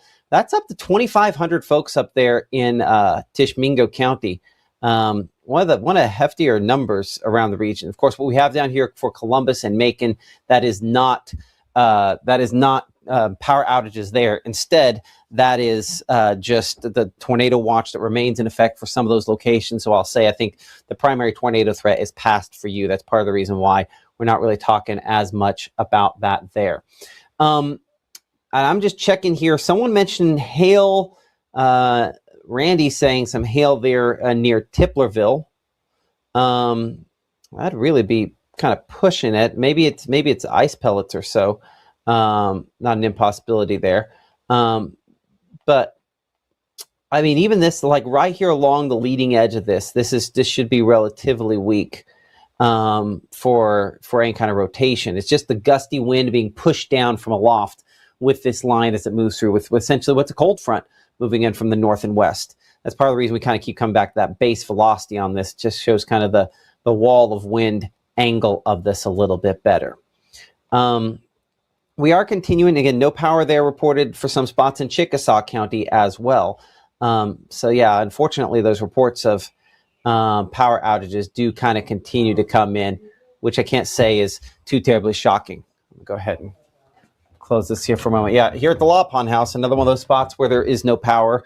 We have a backup power because we have solar and a backup battery that goes along with that here at the house. It's part of the reason I feel comfortable broadcasting from home. Because one of the things I didn't know until I was in the process of building Mississippi Live Weather, I didn't realize that apparently if you've got fiber, you still have internet if you can power that router, right?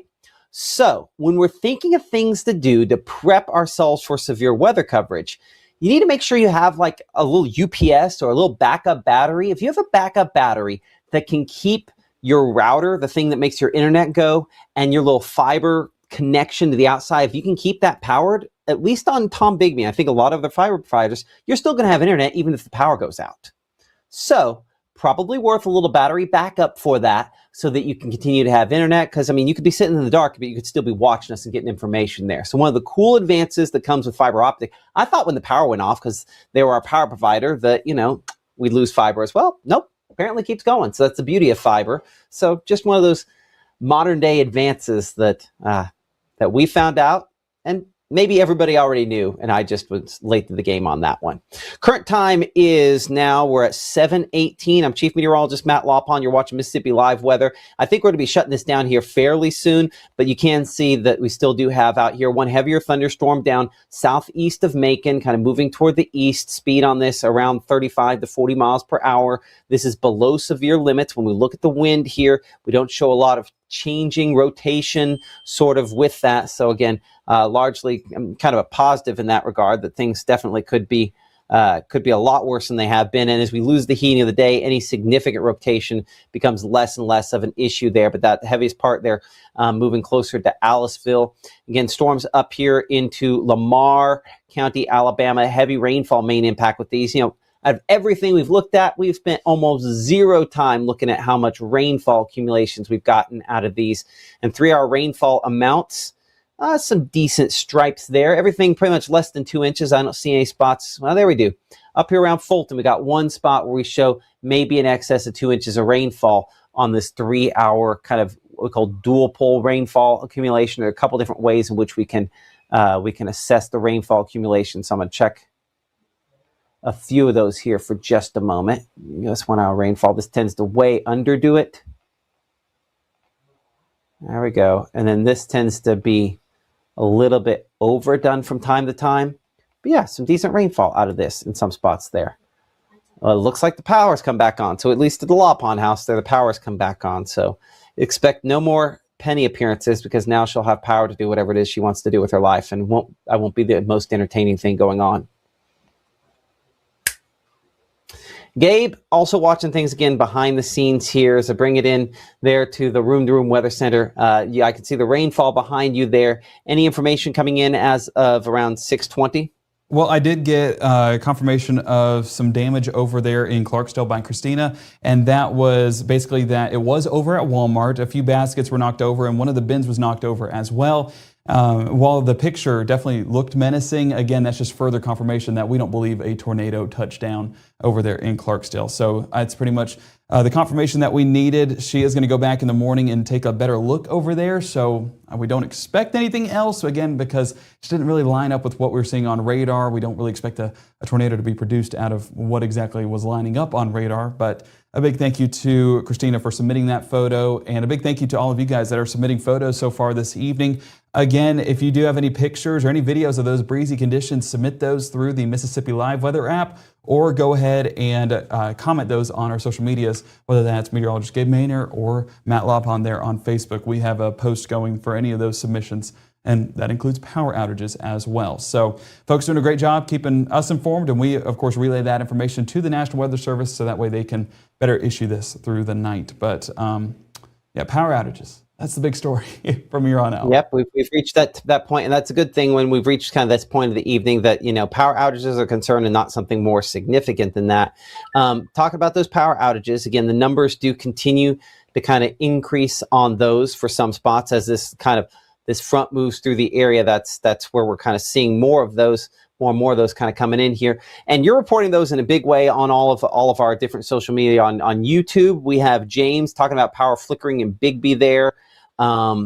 Joey got an alert for hail in Hamilton, Alabama. Joey, let me know if you actually got a little bit of hail on that. There's some advance warning on that from time to time is and is not, perfectly accurate. It's kind of an advanced warning. Here's the thing about it. The more advanced the warning gets, the more likely it is to be a little bit off. So I'd like to know how that ends up working out for you there. I appreciate you, Brittany. Love the app. Appreciate y'all for supporting us here.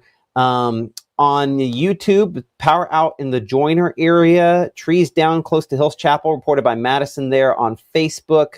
Real windy in Phoebe. Appreciate that, Nash. Power out, still out in Iuka. Shadow Monkey. Hello there on the YouTubes.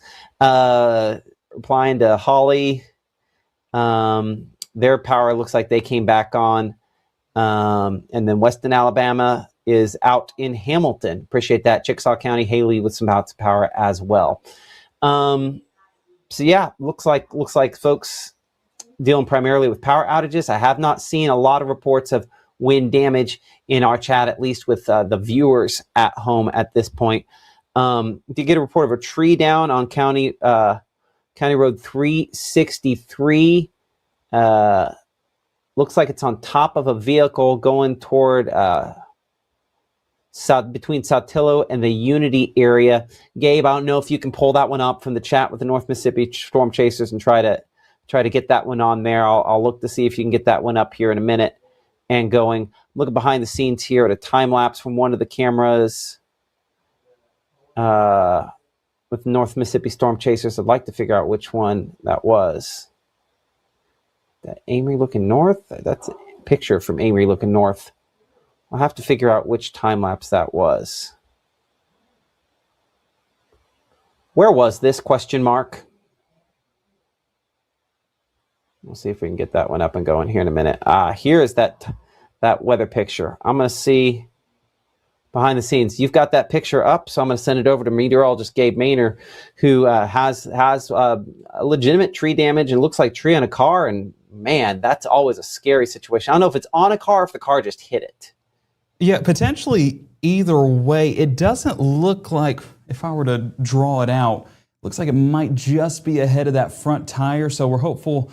I mean, we're not hopeful that any damage took place, but if it were to be one or the other, that it was driving into it, because that's less likely to do significant damage, especially to the cab. But it does look like at least the driver was able to get out and get away from the car. But still just a devastating sight. We don't want any damage to occur. That's why we say stay off those roadways. Blinding rainfall does not do anyone any favors, especially with visibility on the road. So if you're heading out and about this evening, you never know when there's going to be a tree in the middle of the road, potentially. I remember over at the old place, I was driving home from work one day, and I went over a hill, and as I went over the hill, tree laid out right across the road.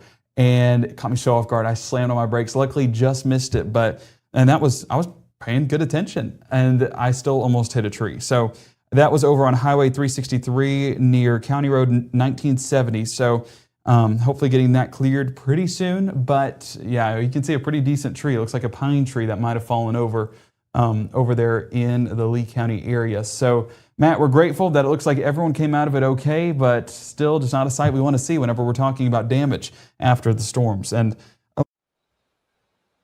sorry, let's hit double box. Go ahead. Oh, it's all good. Trying to see more from behind the scenes. I know you mentioned the near Highway 178 in Lee County that there was a large tree that was down, a tree down blocking County Road 742 in Dumas. But it's just really trees down, and that's just across the road. As long as there's not cars that are into it or underneath it, I think that's, again, best case scenario in the grand scheme of things with these gusty conditions. Absolutely. I'm going to give it to you for just 2 seconds. I'm going to see if I can zoom that picture in. So I'm going to give it to you. I'll be right back. Okay. Well, let me see if we can do an update on some power outages real quick. So as we take a look right here, one of the things that I was able to pull up was Tishomingo County Electric Power Association. As you can see, those outages, numerous. I mean, I'm going to zoom it out, and you can see that there's 866 just focused in this one polygon right here, just north of Velmont, a little bit east there of Tishomingo. Iuka, they're close to Bay Springs Lake, about 800 outages as well. Let's bring it on in right here. And as you can see, some of those outages, actually, I don't think it's on there. I'm going to drag it over here, and you can see it a little bit more in detail, that some of those outages have been out for nearly an hour. That one that's confirmed with 311, if I back it back out and put it back in towards Tishomingo, that's right in downtown Tishomingo. And that is the 311 outages that have been out for 1 hour and 17 minutes. So they are assessing the situation. They are trying to get it fixed. And same thing with the 782 outages that we just saw a moment ago. They're trying to get all this fixed. But as you can see, very much an uphill battle for Tishomingo County Electric Power Association. But a big thank you to all the linemen that are out and about right now, trying to get everyone back in order and back having power. It's just a tough job whenever there's a lot of outages like this. And so we're grateful for anyone that is out and about this evening. Lee County doing an updated look at that Tom Bigby outage map. And as you can see, I was going to say Itawamba County, actually. Itawamba County finally being South added to that there, list. like, yeah, like they got Northley on, then Southley's got some issues now. Southeast and then Southwest Itawamba. Yeah, exactly. So it's 464 outages there on the southeast side of the area, just north of Nettleton, I believe. And that is also going to be impacting folks that are going up Highway MS 76 up there on the northeast side of Itawamba County, 119 outages. So power outages continue to come in, and we do expect that to increase. I'm going to take a look at Monroe County here in just a moment behind the scenes, Matt, and we can take a look at that to see if there's any outages to report. Okay, I appreciate that. That's our meteorologist, Gabe Maynor. Here is that picture again along 363. I was trying to get to where I could pull it up behind the scenes here at the house, and we can kind of look a little closer at it, and I could zoom it in. So give me a moment to pull that up for you here. And this from the North Mississippi. Oh, man. You know, you might remember from the TV station, I fought Apple TV and these iPads. If somebody's got a suggestion on how to make these things behave, no, I'm not going to Android. You know, I'd appreciate it. But I want to zoom in really close here. One thing I noticed is it's just that right there, whatever that is in front, I don't know if that's the bumper peeled back or what. That's the one thing that makes me wonder if the tree actually did come down and end up hitting the car as well. But the fact it kind of skid sideways like that, unless it was trying to get out of the way, hard to say. But either way, that's always a really scary situation for that. North Mississippi Storm Chasers also had a nice time lapse here from near the Houston area. I believe this is probably a drone time lapse. Adrian with the North Mississippi Storm Chasers showing this as that went through the area then a little bit earlier on, that one of those rotating storms. I'll try to get to this side here. As you can see, there was a little bit of rotation with that, and appreciate him for sending up that drone shot a little bit ago. Kind of a cool shot as that came through, and luckily nothing that was much worse than that.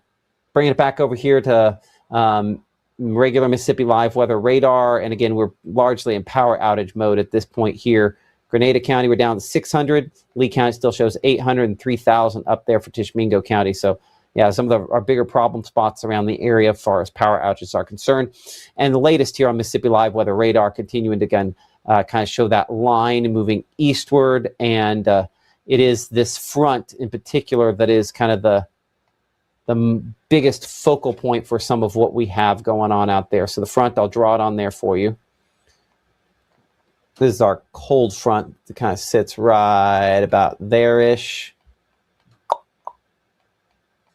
Not the prettiest cold front I could draw, but you get the point. Everything behind this here, we are in good shape. So everything back here.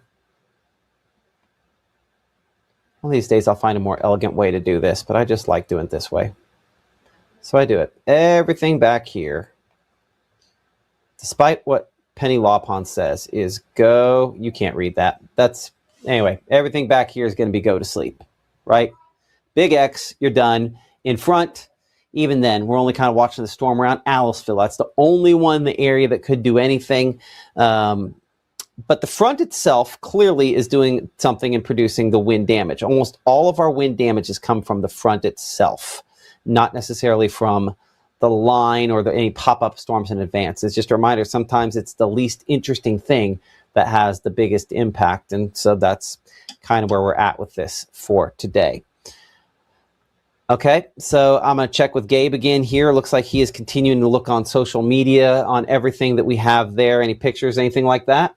Just updating folks on the tree on top of the car. That was reported by, I believe, I might say it incorrectly, but that is by Karaya. She sent it in as well, and I'm probably saying it wrong. I apologize, but she said tree on top of vehicle. So that tells me pretty much what you were thinking about with that tree actually falling on top of the vehicle. But now we're just fortunate that it wasn't on the cab and that they were able to walk away from the scene okay. And that's really what matters at the end of the day, whether it's on top or in front of.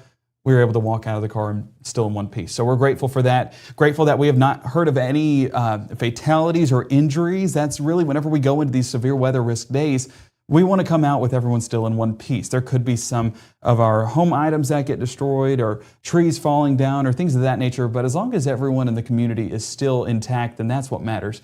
And I'm very grateful that we can say that so far tonight. And we expect that to continue even into those overnight hours as the worst, I think, is officially back behind us. Now, I was looking at 4 County behind the scenes for any outages in Monroe County. Doesn't look like there's many. I do see a few out here towards the northern part. I believe that is northern part of Clay County, maybe the southern part of Chickasaw.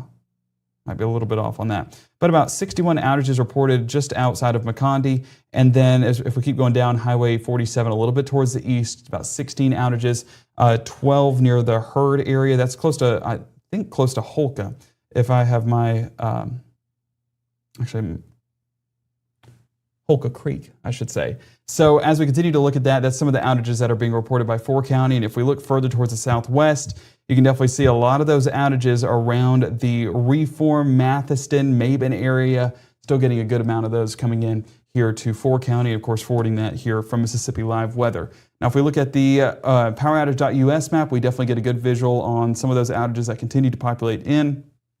Unfortunately, still seeing a lot of white, but again, we do expect those numbers to start to climb, and Tishomingo County continues to be the busiest area, I should say, with those outages that are continuing to build in Tishomingo, Dennis, Belmont, even down around the Golden area and up there towards the Bay Springs Lake area. I know that folks just outside of Iuka going to be busy waiting on their power to be restored. So that continues to be around over 3,000 outages, and that number potentially on the climb still as we get into those overnight hours. This is a look at Entergy. And if we take a look at the grand scheme of things, of course, got to sign in here real quick. So bear with me. But if we bring it in here, you can see that still multiple outages being reported in Greenwood, down south as well around the Jackson area, getting a few outages, but it really remains Durant, Kosciuszko. And we just talked about this, how we expect some of those numbers to climb. And if you look at this, that's close to the Salis area, we have multiple outages. It's 2 outages that are affecting 29 customers. And what that tells you is that they just got to replace that one transformer, and then we're sitting in good shape and fixing nearly 30 outages. 50 customers affected just outside of the Goodman area.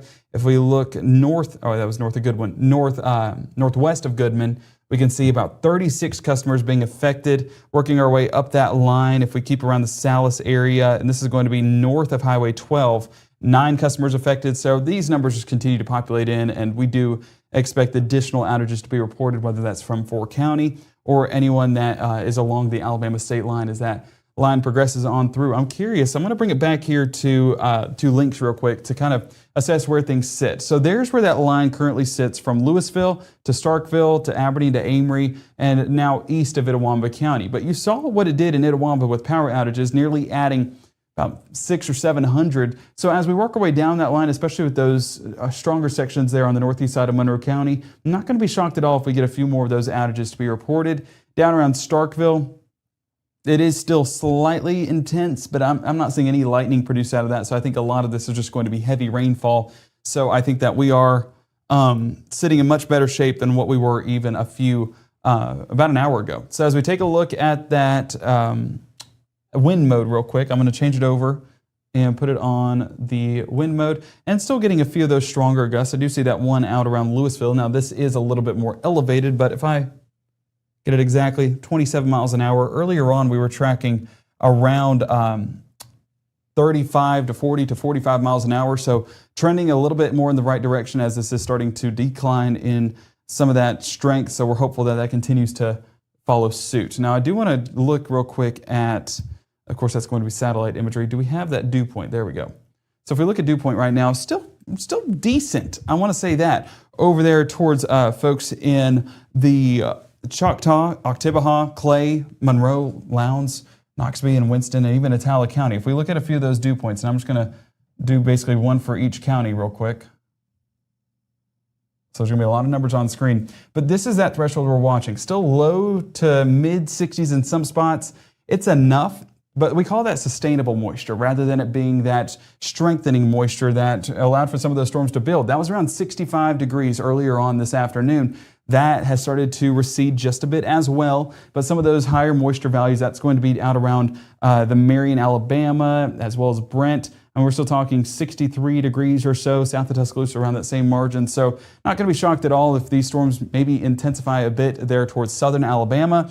But, you know, how much is left at that point? That's really the golden question. But that's also out of North Mississippi. So that's out of our hair. We don't expect anything to strengthen out of this. We do expect, if there was anything, to be sustained with that instability that we do have. So, Matt, I think we're sitting in much better condition. I do expect that, you know, the worst of it is behind us and some of those power outages potentially increasing overnight. But even then, I think that the numerous outages that we've had so far, not going to be something that continues overnight as well. I think it's going to be more sporadic compared to what we've seen earlier on. Okay, I agree that meteorologist Gabe Maynard there, as luckily things are hopefully winding down significantly for where we're at. And luckily this has not been a significant day by any stretch of the imagination, but anytime there's some power outages, it's annoying, and it just takes a while to get back from. But as Gabe was mentioning, drier air moving in back on the back side of this is the story. As colder air moves in, and we transition ourselves more toward a drier pattern for the next few days here. So no severe thunderstorm warnings with the exception of our eastern Franklin County, Alabama. That's past really a part that we really truly cover here on Mississippi Live Weather. And with that in mind, I think we're going to go ahead and suspend coverage here as we're still kind of watching some things. As necessary, we can come back on if push really comes to shove on that, but I think we're largely doing pretty well. Our next live broadcast here is going to be coming up tonight at 10 o'clock here from the Room to Room Weather Center.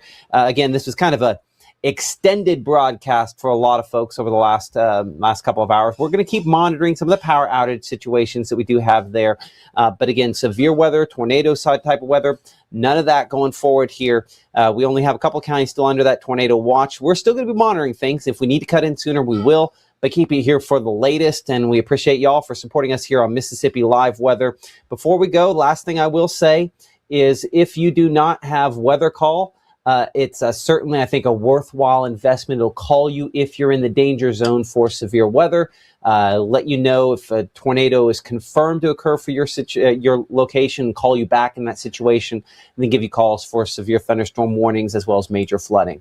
It does come with a $15 a year cost. It's one way to directly support us here on Mississippi Live Weather while at the exact same time keeping your family safe. It's what I've used for my family for 2 decades now to keep them safe when I was in Texas.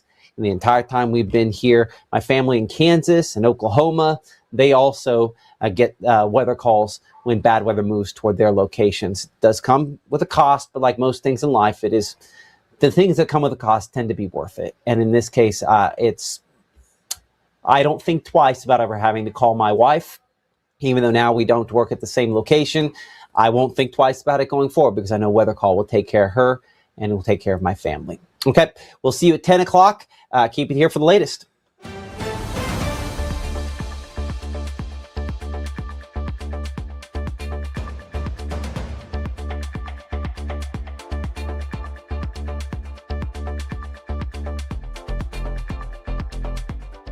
We're all just trying to keep things running for those who rely on us. That's why we don't have time to be sick with the flu. We don't have time for delays. We don't have time for spills. Next. We don't have time for setbacks. Let's be real. Getting the flu shot helps you fight the flu. Get a flu shot for yourself and those around you too.